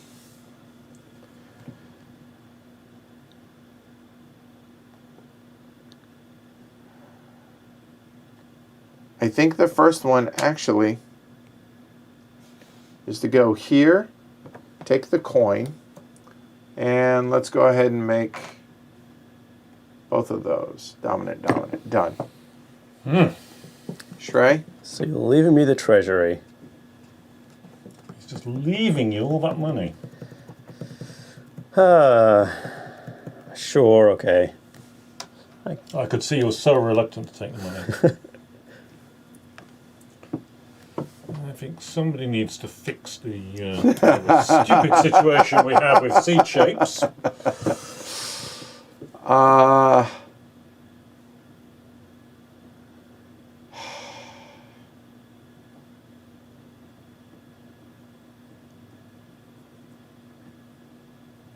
I think I'll go ahead and garden now. So I get to draw 1. I think I'll go ahead and take care of the money situation with this, or do I take another pollen brush? That's actually a really, really good question. You know what? I think I'm going to take, because I know I'm not going to get Sister May, because I'm going to be drafting last on the research upgrades. So there is a slim and 0 chance of me getting Sister May. So I'll go and get the temporary pollen brush for now. And then both of these are completely validated. So that means I'm going to be able to score both of those. So that's going to be 18. So these will just come off the board, turn those face down. And then I have 2 open slots. And let's go ahead. We're looking for a lot of dominant stuff. Lot of dominant. Looking All right. for dominant plant species. Yep. I see what you did there. I'm glad you did. I did. We may not be scoring a lot of glory realms, but we're doing our best with the puns. Yes. All right, Shrey. Well, I will go here and take the coin and, oh, sorry, not there. Hang on. Let me just make sure that I'm looking this. Sorry. Welcome, new folks. I'll go here and Stop that. wonder whose bright idea was it to put that out there. Martin? Well, if I want coins, I know where I need to go. Do I want first dibs? I'm not really good at first dibs, but I might do a little bit of tilting of the odds here. I can do with recessives. Can you stop with that? Oh, I'm sorry, Edward. I hadn't noticed. Glory to Rome for that. Like, I'm all right with y'all removing the other ones because there's still a chance. Now it's impossible. I still have Sister Maria, so there's that, but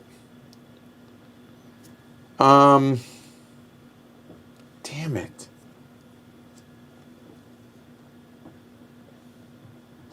That has thwarted my plan entirely. It's what we live for. Uh, Oh, what I live for, at least. wow. Well,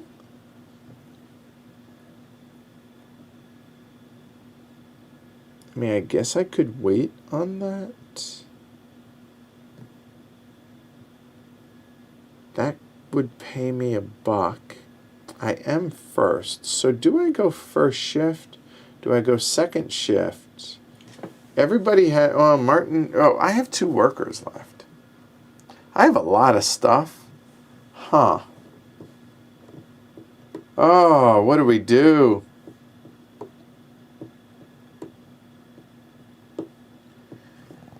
Is first shift more important than anything else?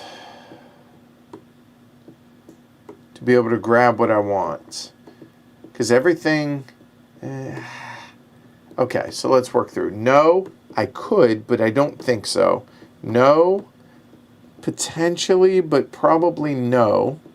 So you know what? I don't think I have a really good feel for which of the first shifts I would want. So let me see how things play out. I'm going to go second shift. I will garden, of course, so that I can complete these. Well done. Both of these are done. So that is an 11 and a 12. Yep. So these are both done. I'll put it right here. And then I will, the card I will take is the seed bag, which I will then use immediately. So the sorry, the seed bag. So you're using that? Okay, right. so you need this will 5. let me draw 5 and keep 2, 2, 3, 4, 5. which is better than drawing 1 plant, and I get to see a whole bunch of cards. That is true. Plus, you get to see what's out here in the nursery already. And to answer, Mark, your question, all of these research spots, yes, are limited to 1 marker each. Correct.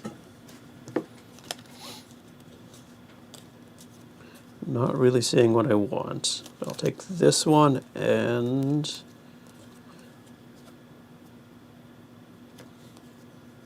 Yeah, really.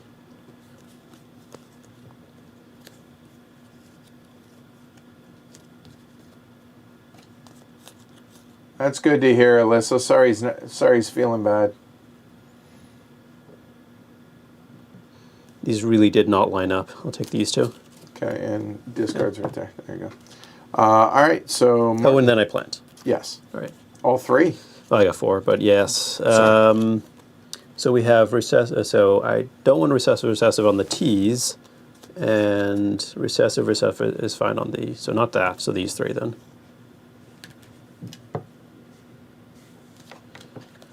All right, Mr. Fowler. Question, when can I play my dissertation card? Which phase? Double check.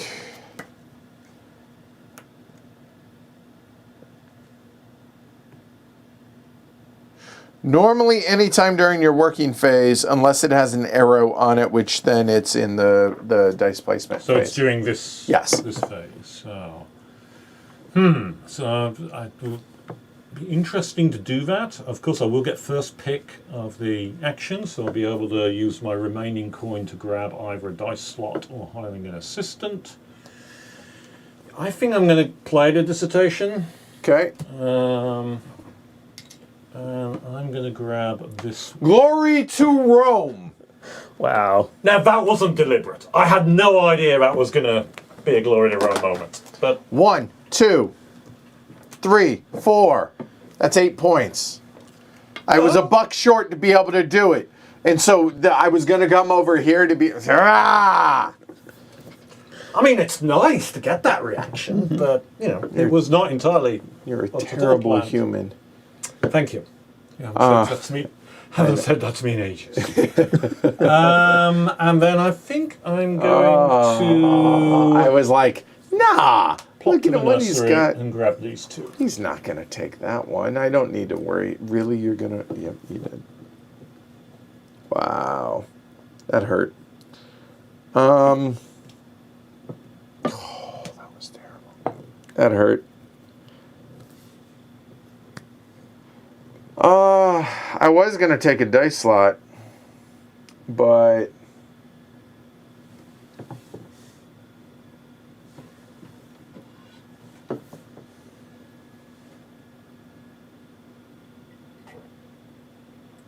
Yeah, I think I will. I think I'll take a dice slot with my last one. And Martin? I'm also going to take a dice slot. All right. Roll them bones.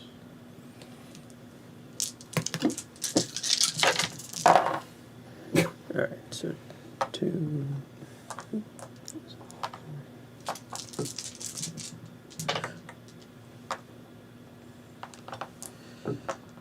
All right.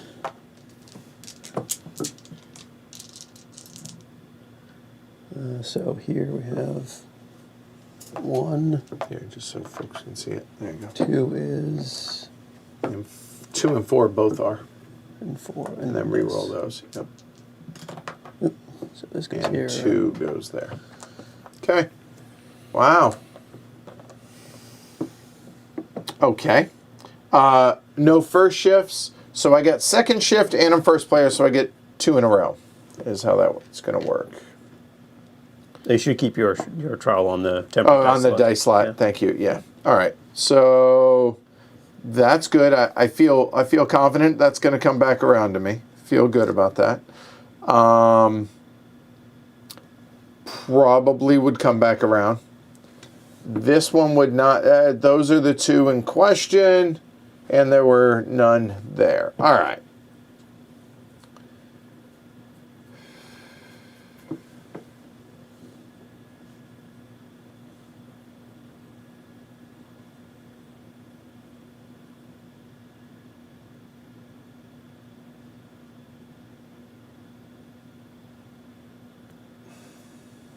All right, so I get to be a little bit hateful. Although there's a lot of those, so y'all are in luck there, so not too terribly hateful. So I'm going to grab one of those at some point. That is good, but I guess since there isn't anything super great, I actually think I will grab this one with Sister Maria. No, I won't. I think I'm being short-sighted. Sorry, that was a 1, I think. I'll grab this one instead. Yeah, I'll grab that. And that will validate there. And then with the second one,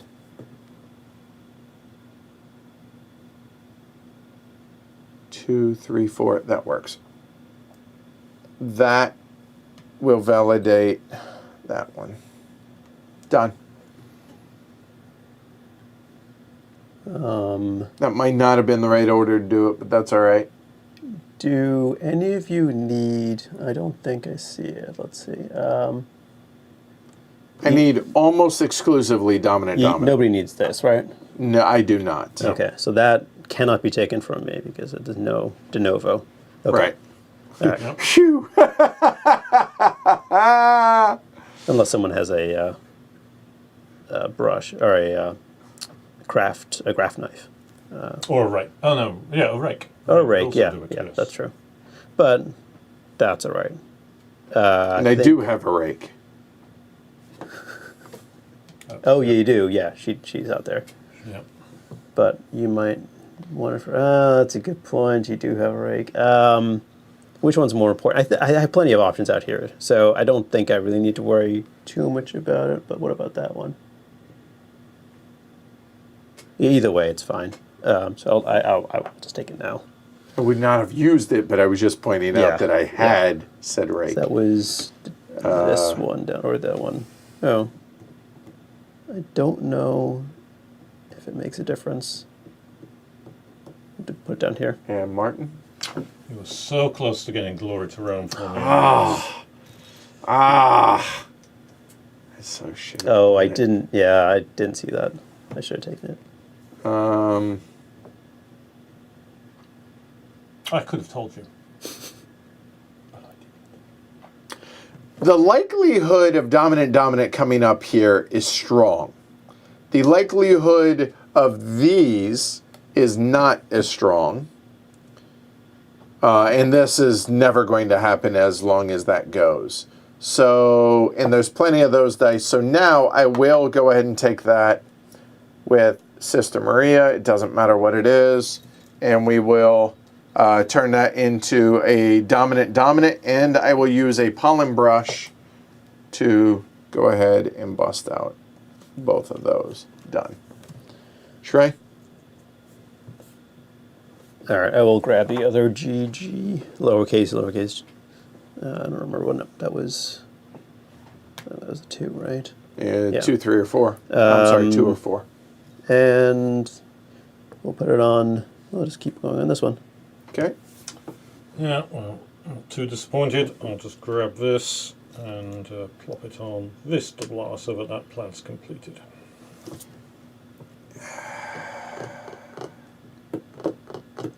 Yeah, and I will use the dominant and my other pollen brush, so I now have no cards left in my hand to do those.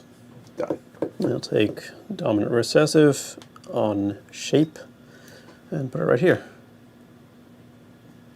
Martin?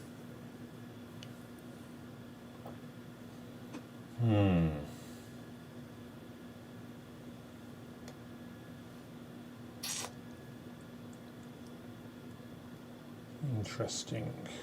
Which way around do I do this? Edward's got no more cards in his hand, so I think I'm okay to take this and plop that one down. I'm done, so Shrey, it is your honor. I think the only one I can take is this one. And Martin. I will use my rake to take this, turn it into a little r, and complete that plant. Well done. And I think we're done at that point? Yep. Yes. Okay, all right. Replace your dice.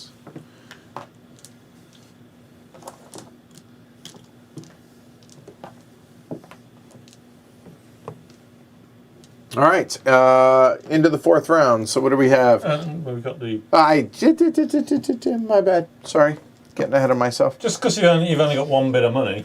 That's probably why that happened. So all right, so there is the costs for everything, and the situation is Martin and I each have $1. Shrey has 4 times that, and it begins with Martin. So, say to me again exactly how Sister Elizabeth works. Anywhere you have one of your markers, you can once per turn validate anything that matches one of those. Right, so she's basically going to give me 2, 3 validations. Yeah. And I definitely would find that handy because I do have my markers on the board. Sister May is quite tempting because of the pollen brush, but I've got a feeling I'm going to get more action out of Sister Elizabeth because I'm going to get exactly what I want validated. And I think that's more useful to me than a dice slot because, of course, with the extra worker, I can make a temporary dice slot relatively easily. So, Sister Elizabeth, join the club. All right, pay your $1, sir. And Daddy Warbucks over there. Oh, I wish you didn't take. I was hoping to be able to hire assistant and take something else.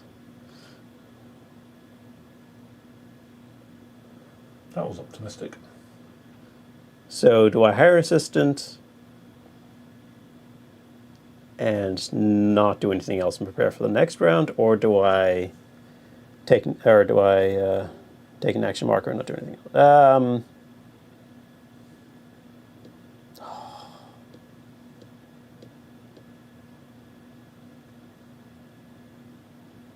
I think I need to take Sister May. Well, do I take the dice slot?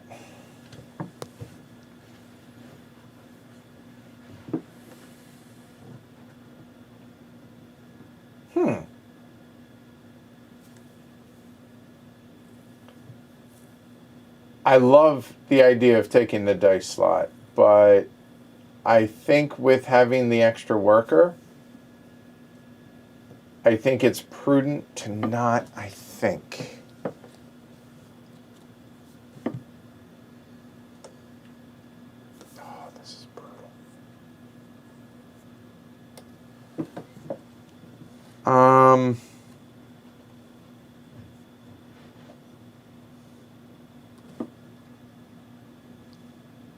Just debating whether or not do I save up for the research goal or not at this point. I hear if a game gives you end-game points, you probably ought to do that. I think I will forego the dice slot. So back to Martin. He's out of money unless you have. Nope. Shrey.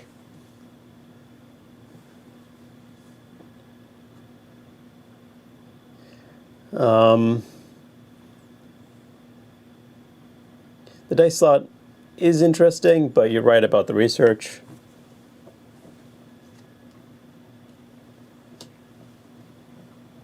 This is hard. Yeah, and I'm gonna wait. All right, so we're done with the round. Now, these will wipe. These will wipe. The assistants go away. Round marker goes up. Yeah, we will Prices need to- drop where possible. Flower pot, a rake, another seed bag, and another seed bag. 4 assistants out, yes? Three. Three. Okay, just checking. Good job I checked. Return to... Oh, Amari's out there again. All right. He's like, I know you want me. So their abacus done. All the coins are out. Action markers back. All right, let's go. Penultimate turn. Last full turn. Yeah, I'm going to go down there. Oh, not, well, sorry. I'm going to use this to go down there. To go, right. And then place this somewhere. I'm just not sure where it is yet. Pay your $2. You Yep. terrible human being. I mean, you can go to the treasury unless Martin does it. I just have to figure out where I need to go.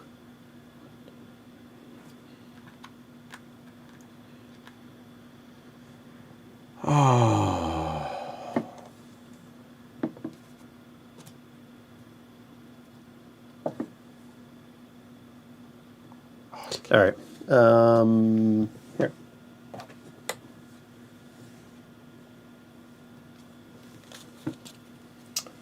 Take the money. All right. Well, that limits options for sure.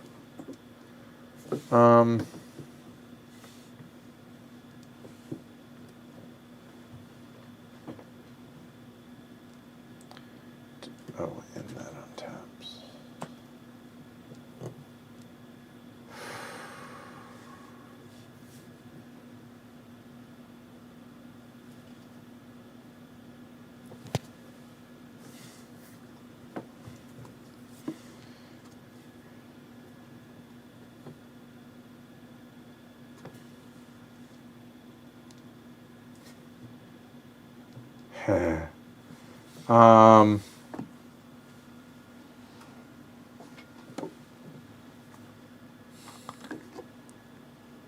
I'm so bitter right now. I think we will.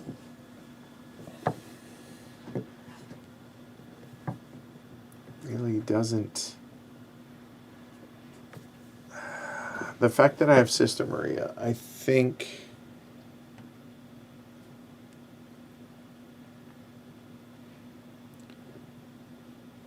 You know what? If I'm going to do it, I probably ought to do it now.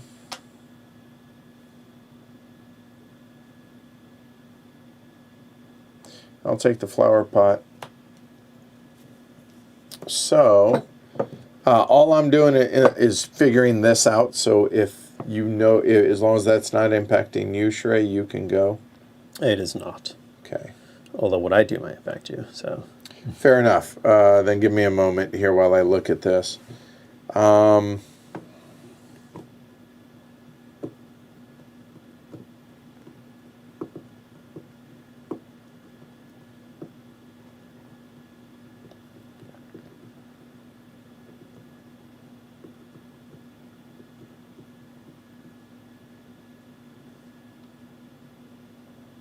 That is tempting for that. Is it worth that? I think I'm gonna take that one in the flower pot. All right, done. All right. Yeah, I'm going to take the buck here. I know this does. Neither of you are going to be particularly upset by this, but Yet? I want it to happen. So unless your cards are, no. No, these are done. Yep. So, all right, Martin. Well, I'm going to have to garden at some point, and I think now is probably a good moment to do it. Welcome underground. So that will allow me to take this one and this one. And don't forget, draw a card And before also you get to draw a plant. card. Yep. I think I'll fancy a rake. Okay. Yeah. And that could be rather good. And put 2 new cards that I got last time onto the set. All right. I'm not gardening. Extra dice slots are nice, as is cache de monnaie. I kind of like that. I don't, you know what? I'm going to be hateful and nasty and mean. It will be dominant. Wow. Wow. That's pretty aggressive. Although, dominant.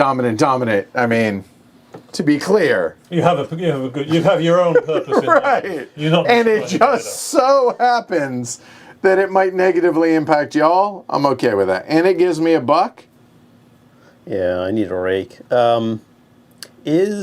For Sister Maria, I will loan her to you for...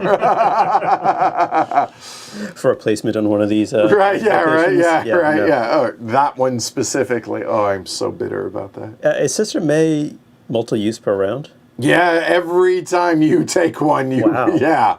All right, so no. Yeah, I think I do that. Let me just verify. Yep. Do that. Okay. Gets me a buck, and I want... I was considering that for what it's worth. All right, Martin.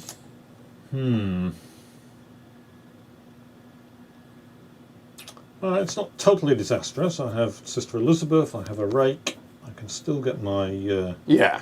double recessives. I think I'm going to go first shift up there because I want that last bit of money. Because I think that money's going to come in handy on the final turns.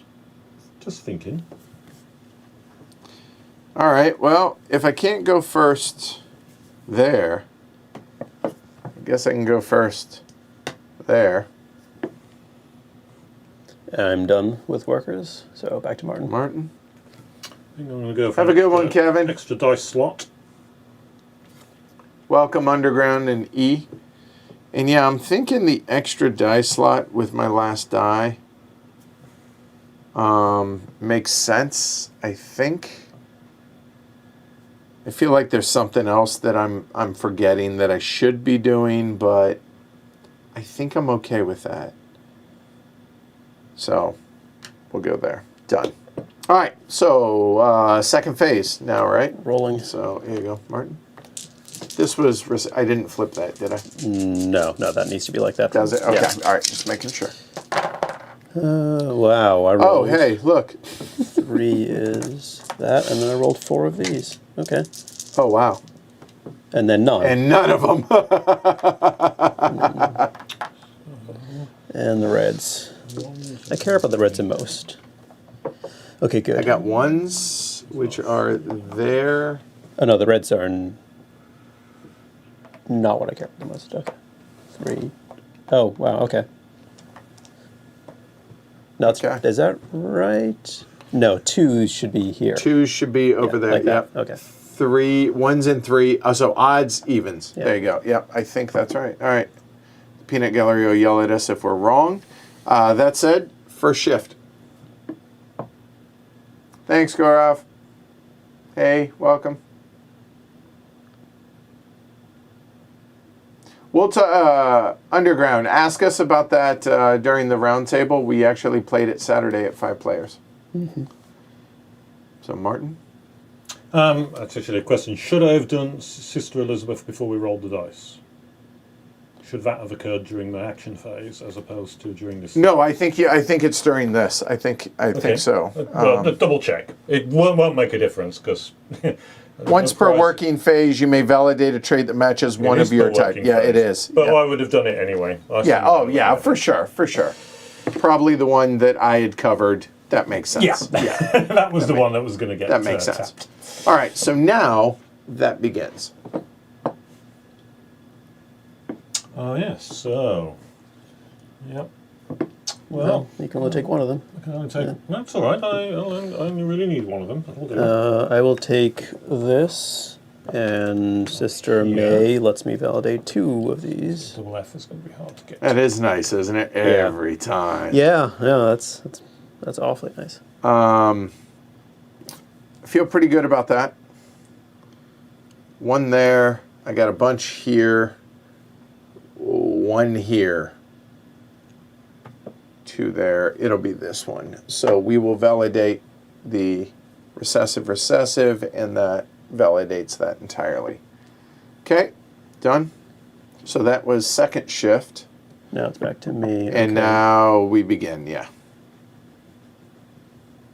That does exist, that does exist, that doesn't exist. Okay. So which of those... And you don't have that. And what about that?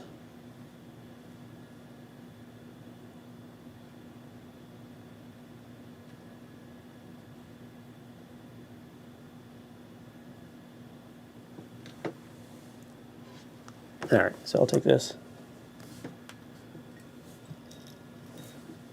I'll take this.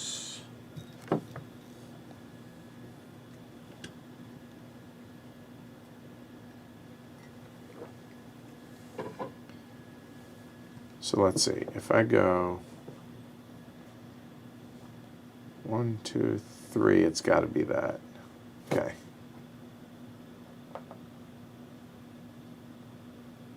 Yeah. So that is going to validate here. Done. Take this one and do this. Do that. So at the end of the game, you automatically uproot everything that is completely validated, and you get a point for everything, every remaining marker, and a point per coin as well. I think the obvious is to do 2 of these. However, I don't know if that's what I want to do. Hold on. If I did that, all that does is pay for that, and that... It doesn't make sense. Yeah. Done.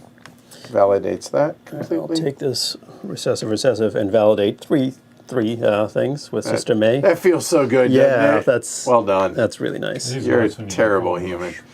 Well done. Well, I'll go with this. To grab that slot. Actually, no, I won't. I'll take the FF instead, because I want to grab this slot.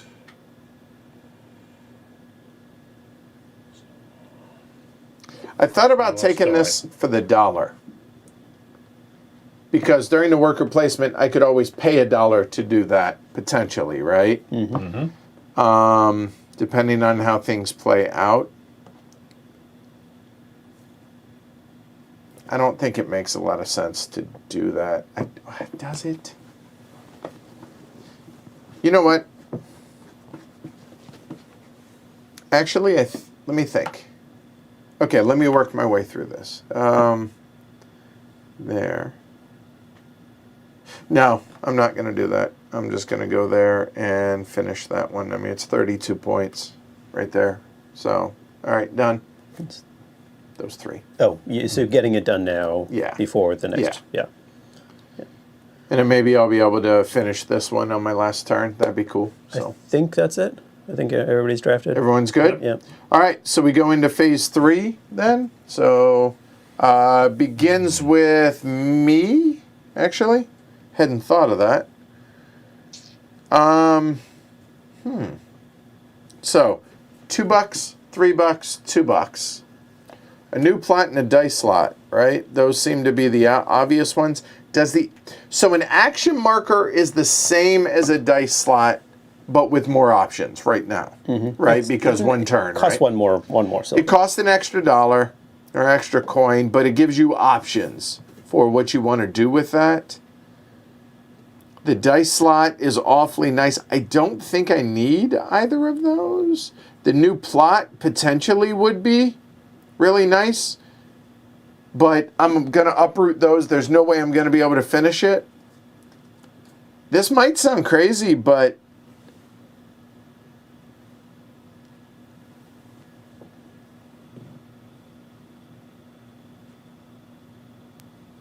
I think I'm going to pass.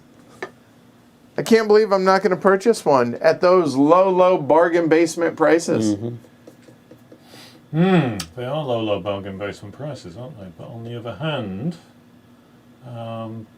there is money that's to be used for other things. I will get first player next go, which could be quite useful.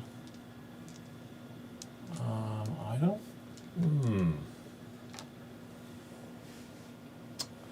I think I'm just going to spend 1 on the dice slot.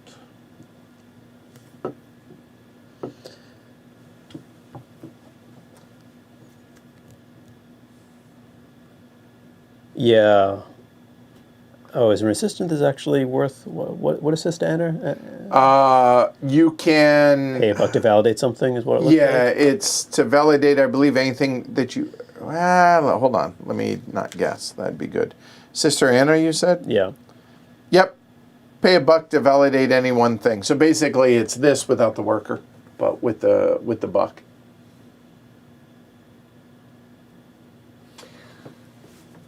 Yeah, I don't think it's super cutthroat. Question come off the chat there. I mean, we're happily slicing at each other because we love each other so much that we slice each other up all the time. But I think you could also... There's a lot to focus on in your own game as opposed to trying to block off other people. So I think there's a little bit of it, but it's not, it's not Age of Steam. I don't think an assistant's worth it. So the question is an action marker paying $2 to potentially get an earlier pick? I'm going last next round. Yep. Maybe. Or a dice slot. Yeah, I'll pay $2 to get the action marker. And there we go. Thank you. On the And last time. That's funny. Back to Martin. No more for me. No, the action marker is clearly superior to the dice slot, since you can always do this. Right. Yep. Yeah.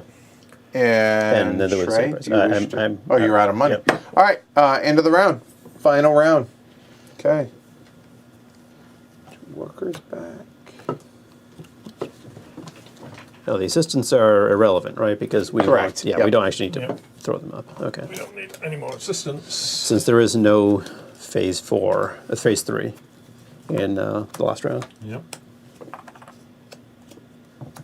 All right, that's a good mix. We got 2 rakes. We got a pocket watch, which gives you $2 for going to first shift whenever you go to first shift, and a Sister May, right? Yep, Sister May. A one-off system. A one-off Sister May, right? System A and her wonderful pollen brushes. Those final cards. Wow. Weak. Pass the first player marker. Let's see. Round track, first My player. travel, please. Abacus. I know technically it doesn't matter, but there. Refresh everything. Action markers. Here we go. $2. Glide around. I Yeah. figured it was coming, but You can spend $2 to do two actions to do it. You have four actions. yep. And I'm going to, but that sucks. Yeah, well, I reckon that's a good way of getting points, so that's what I fancied. Ugh. So, This card's bad. do I go treasury? Or do I take first shift to be able to do something? I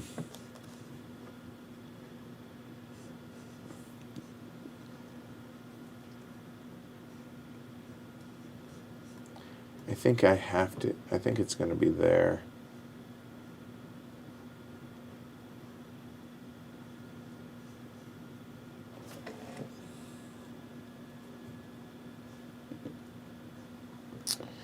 So it would be there. Okay, I know what one. So it's going to be.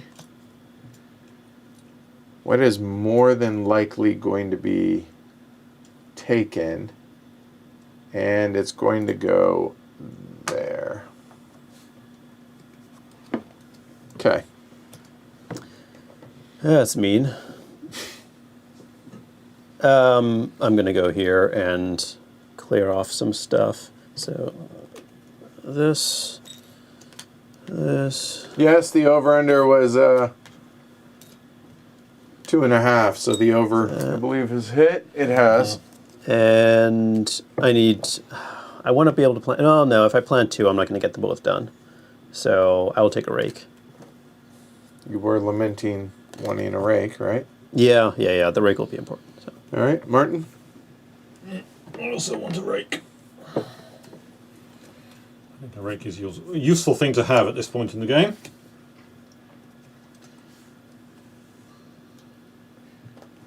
Oh, this is done.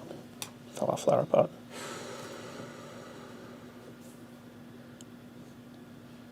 Sorry, that should be there. I was just looking at that. All right. Well, I mean, I got that locked up, that spot. I don't think there's any way that y'all can trump me on that. Not that I can see. So, do I garden now? I think I do.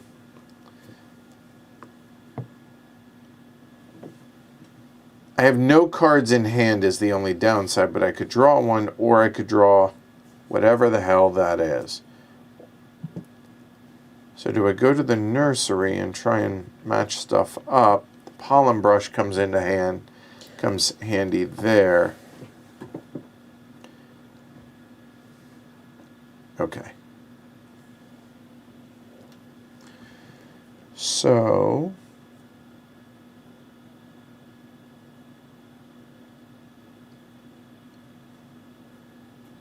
I think I could be able to do that one. All right. So I need one for gardening. I need one for there. 1, 2, and that leaves me 1. There. I already have that. I'm not gonna, yeah. So I will, is it?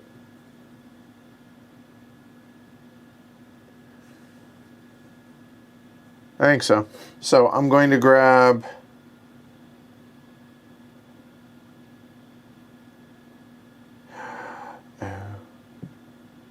I'm going to grab a mystery meat.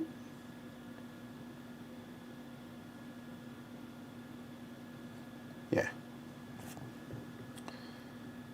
That seems ambitious, doesn't it?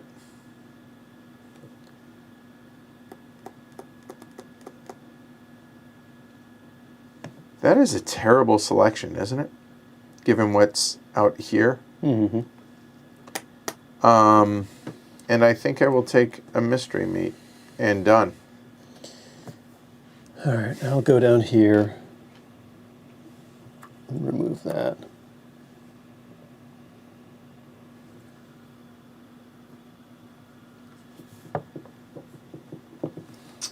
Well, I will tap Sister Elizabeth to finish off this one, and then garden. So take my key plants, and then I will take this one, I think. Plant that. Here's my planting. And I will go ahead and garden, and I'm debating whether or not to take the pollen brush. Does that really help me? Because I don't think... No, so I'm going to roll the dice, because I think I'll be able to finish that, and, well, that worked out. So we'll take that into my hand, and all of mine get cleared except for the one obvious one.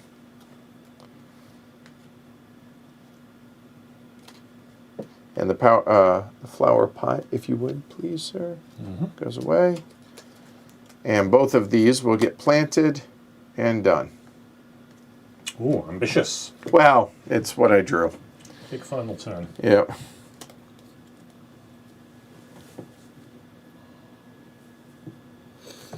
All right, I'll go here and get another, no, sorry, here, and get another buck. I will go here, remove that, and take the victory point.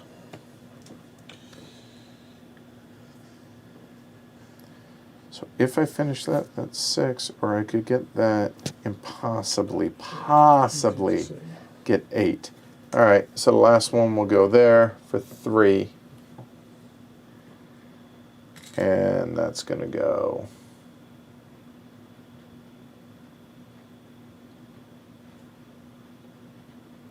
How did I screw that up too?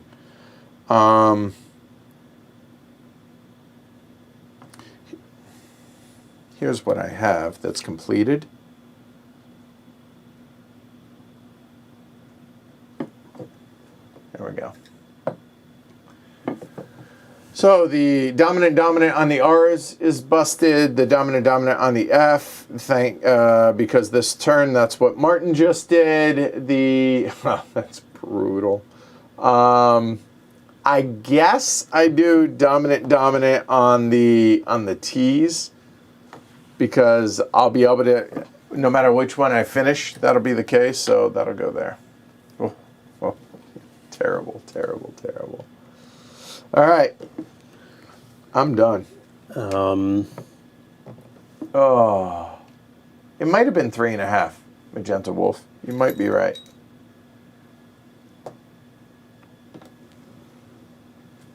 Feels like it should be over.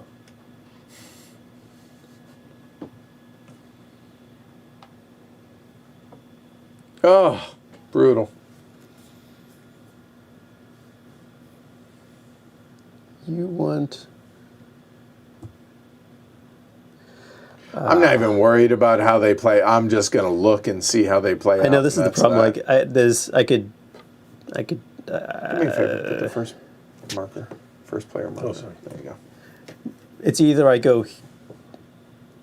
Oh, there's no reason to go. I guess I could like random pick from the. Here, I'll shuffle them. I don't think I will, because that's like I'm just hoping for a rake, right? That's the only thing I'll be looking for. And there's like maybe like I'm gonna shuffle, and then you'll be able to see what you could have gotten. Okay. So the question is, do I go here and remove this, or go here and make sure I get like a first pick there?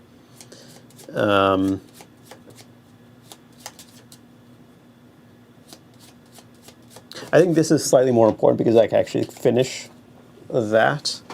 I'll even let you cut so you can know what. There you go. And this is what it would have been. Okay. Seed bag. There you go. That's fine. Make you feel better? Yes. All right.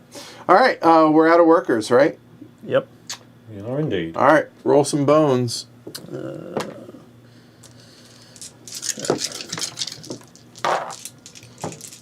I don't know how many de novos I've actually rolled.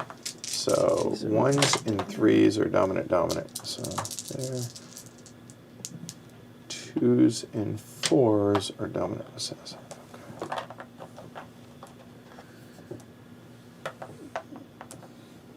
Oh, Yeah, that's all right.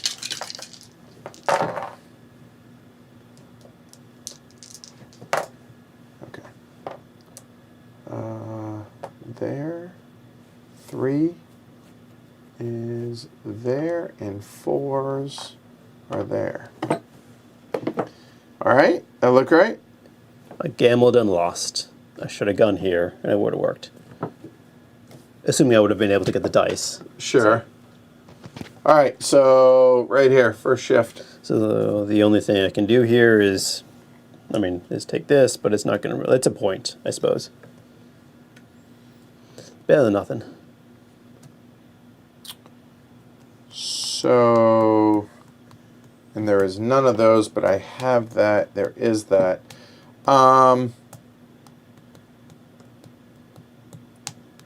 think I go for the sure thing. So I'm going to play my graph knife with the first shift here. That means I would have to take it from there. Yeah, no, I won't. I lied. So that will be, I guess, that. Sorry, there. I'm confused. I will get this right yet. There we go. That goes there. Done.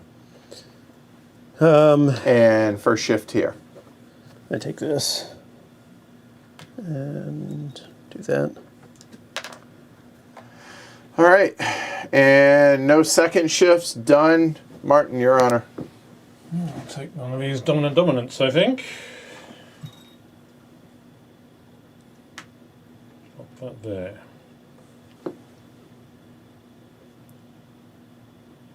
Oh, yeah. Oh no, it was there. Yes. What am I thinking? I will use Sister Maria. And that to then become recessive. Done. Can't really help myself enough. Or I can only get a point here because I can't complete that. So, the question is. I should have done that too, but my bad. Is there something I can?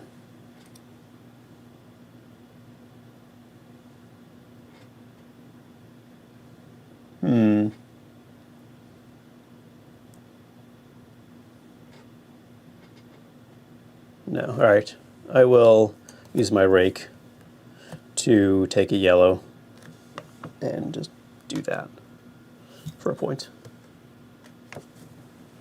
I'll take the dominant R. And I will now play my graph knife, and I will take that, which completes that. And then I could take one other, and it is a point no matter what I do. So why don't we just take that guy and take the coin, because of a point.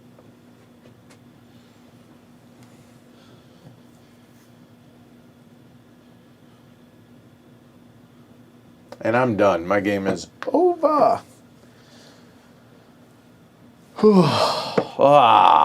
Yeah, if we rolled it in de novo on the green, I would have been able to do something, but no. Yeah. We rolled not quite what I needed. So you're done? I'm done, yeah. Martin? Oh, sorry. Yeah, I didn't realize you were waiting. Yeah. Okay, well I can take the It's all you. Yeah. dominant recessive G here to finish this one off, so I'll be able to harvest that. I've only got one dice slot off yet, so whatever I do I can't finish that, even with my 2 rakes, neither of which is in the end needed. But you can't take any of these. It's a point. You have to use a rake to... Yeah. But I will use a rake to take just one of them for a point, yes. Yeah. That one maybe, and then that's a point at least. All right, so that is the end of the game. So you get to uproot anything that you have finished. Anything that isn't, that has markers on it, go ahead and keep it. The dice can be set aside. And if you flip your board over, I have no markers on these, so those are trash. It doesn't matter. If you flip your board over, it's a scorecard. So here, we'll do it dramatically. I know I didn't win, so here, I'll go first. All right, so here we go. We got 10, 20, 30, 42, 50, 9, and then you get an extra point for any coin or other markers you have. So that's 60, I believe. So there and there, boom. No, wait. The tall. Oh, not done. Right, so thank you. So that's 60 so far. Then for these, for the lower punnet here, for that we have 2, no. 4, no.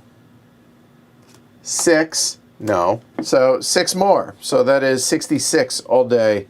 Leader in the clubhouse. And Shrey. Let's do mine since I think All right, I'm go in for it. second. All right, so I got 11, and 12 is 23, 30, 40, 51, 60, All right. 61, so 62, Yep. 63, 64. Yep. So 64 with that. Go ahead and mark those if you would. I'm still leading momentarily. 14. What are you at? I'm at 66. Okay. So, like I said, So what am momentarily. I at? Lower, recessive. All right, white. start- No, I'm blue. Okay, sorry, blue. Yeah. Yeah. So you're looking right. There you go. Bring them in. Set them over here. If you would. So, no, yes, yes, yes, no, no. So 9 more. 9 more. So 73. Okay. Leader in the clubhouse. And then there's our presumptive winner. So 9, 18, 28, 30, sorry, 18, 30. 20, 30, 40, 51 of the cards. Okay. And no markers and no coin. 51, that'll take me up to 53. Okay. Go and mark your 53. So, yep, 53. And then let's get all this stuff out of the way because we need plenty of room for all of this. All right, so we have dominant and dominant recessive. 1, 2, so 1, 2, 3, 4, 5. So That's another 10. 10. That puts me on to 63. Okay, and then here, 1, 2, 3, 4. So I've got 8. just another 8. 71. And then, Finally, the double T's. The one he did first. oh, sorry, I moved that wrong spot. Sorry. 1, 2, 3, 4. So 12 Four more. threes, 12 more. 12. So 83. And there you go. So 83, would you have, Shrey? 73. And great teacher at 66. So there we go. Hi! I'm Lord of the Peas. Better than Lord of the Flies, I suppose. Okay. All right, big winner. Why don't you start? Thoughts on the game? Well, I did actually enjoy it more the second time round. I think having a better idea of the different pieces and what to do with them, interconnect with them, definitely made a difference. Also, sitting here as opposed in my sort of traditional seat as opposed to all the way down there helped a little bit because I could see the board.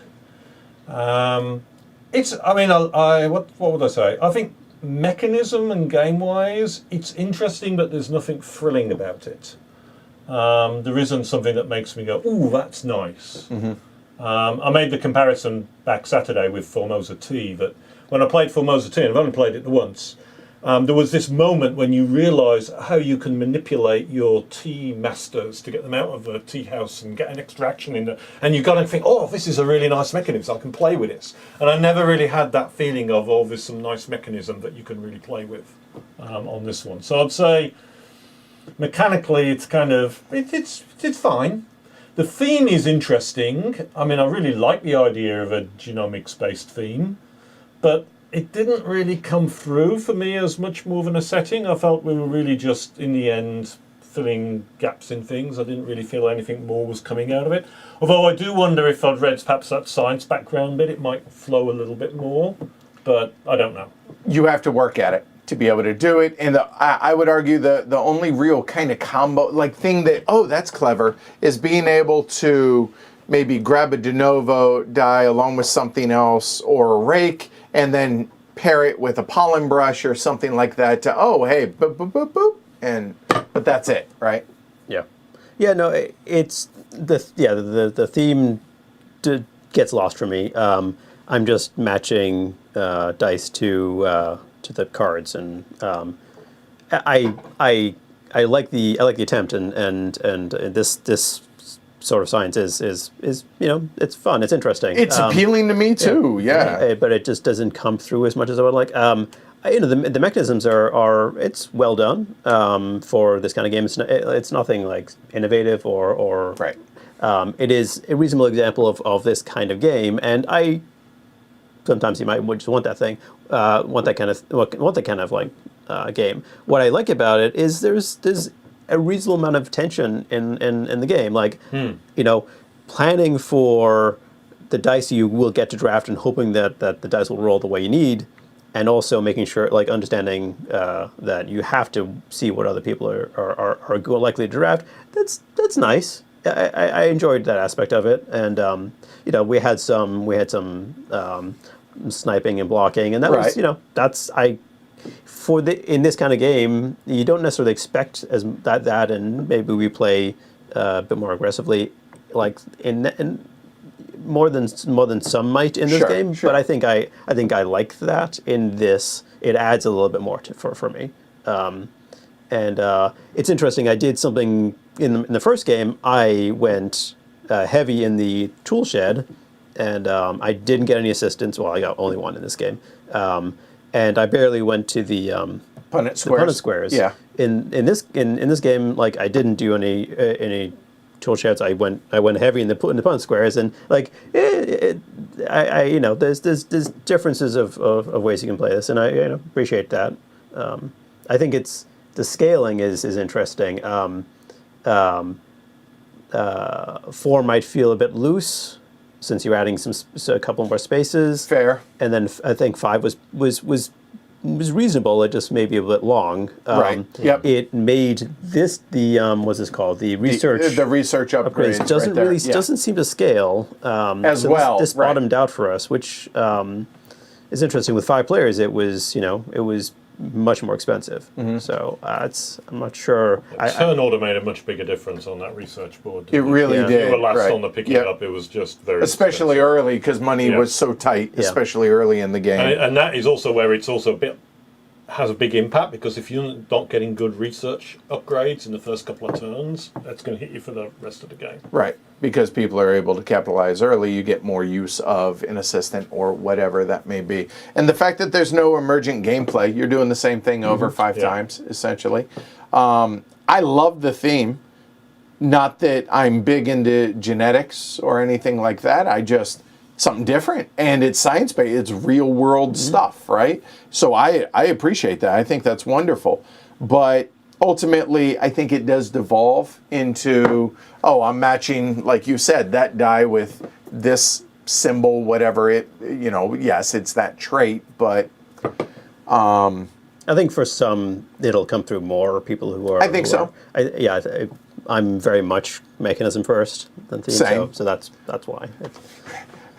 I mean, I feel like every game now, when it comes to theme versus setting, gets compared to Obsession, because I feel like that integrates it so well that, I mean, this is no Obsession, but nor does it necessarily try to be. And there's nothing, like you said, there's nothing original really here. Mm-hmm. I appreciate the way the Punnett squares manipulate, and I like the way that... I think it's enjoyable, and it works well. I just don't know that there's anything here that I'm like about, right? Yeah, I mean, you made a comparison to Formosa tea, and that one, I have an interest in tea. I like tea. I drink. Everybody at this table does, right? Yeah. And so the differences between the different teas and the process that the tea goes through means more to me. So I took high school biology, and I remember some of this stuff to a certain degree, but it doesn't really affect me as much. So I think it would totally work for a lot of people who are much more engaged in that side of science. I would say if the theme is really engaging to you, then this is a good game, and if it's a fine game, as we'd say, and if the theme's really engaging to you, that would be enough to make it worth going for. But for me, the theme is it's a nice theme, it's an unusual theme, but in the end, the game has to melt onto that huge pile of games that we are so blessed to have these days. Right. And so a couple of questions from the Peanut Gallery. The 2.75 weight on BGG, is that accurate? I think that probably... it's on a 1 to 5, right? So is it a hair above? Like, to me, like 3.0 is where things start to get meaty-er. And yeah, I think that's fine. I think that's reasonable. Yeah, there. I wouldn't go higher than that. I agree. Yeah. And also, we played it at 5. Like we mentioned, all of us felt, I think, and correct me if I'm wrong here, that it overstayed its welcome for the weight of the game and what the game delivers at 5. And the research upgrades that we mentioned were, I'm not going to say problematic. I don't want to put that in just a one play thing, but we noticed that turn order comes into play more significantly at that. I haven't played it at 2-player, only odd numbers. I played it solo and streamed it there, and then here, and then we played it 5-player Sunday. But it's perfectly fine, and I appreciate that it's based in real science and going in a new direction with a theme, right? Or a setting at least. So, all right. Anything else over there? All right. There you go. So that's Genotype. So again, thanks to everybody over at Genius Games for sending us a review copy. Certainly appreciate it. If y'all do enjoy the show, give it a thumb down below, subscribe, hit the bell notification. You want to support the show, you can go. Yes, give Edward a thumb for his birthday. Sure. Pity thumb, I'll take it. I'm fine. Or a pity pledge. I'm not above that. I'm good with that.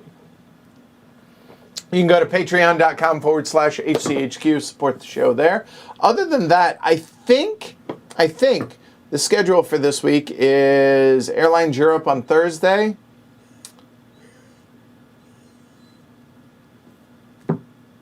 The podcast is coming out this weekend and something else, and so hit the little bell notification so you get notified whenever we go live. There we go. All right, that's all I got. I'm Edward. I'm Shrey. And I'm Martin. All right, y'all have a great night. Get vaccinated. Wear masks if you can't. Social distance. Be kind to one another. We'll see y'all in a couple of days. Airlines Europe. Good night, everybody. Night. Well done, Martin. Yeah. Well done. Well, it looked like those research things seemed to be a good way of grabbing points. So I went after them hard. They worked well for you, yeah.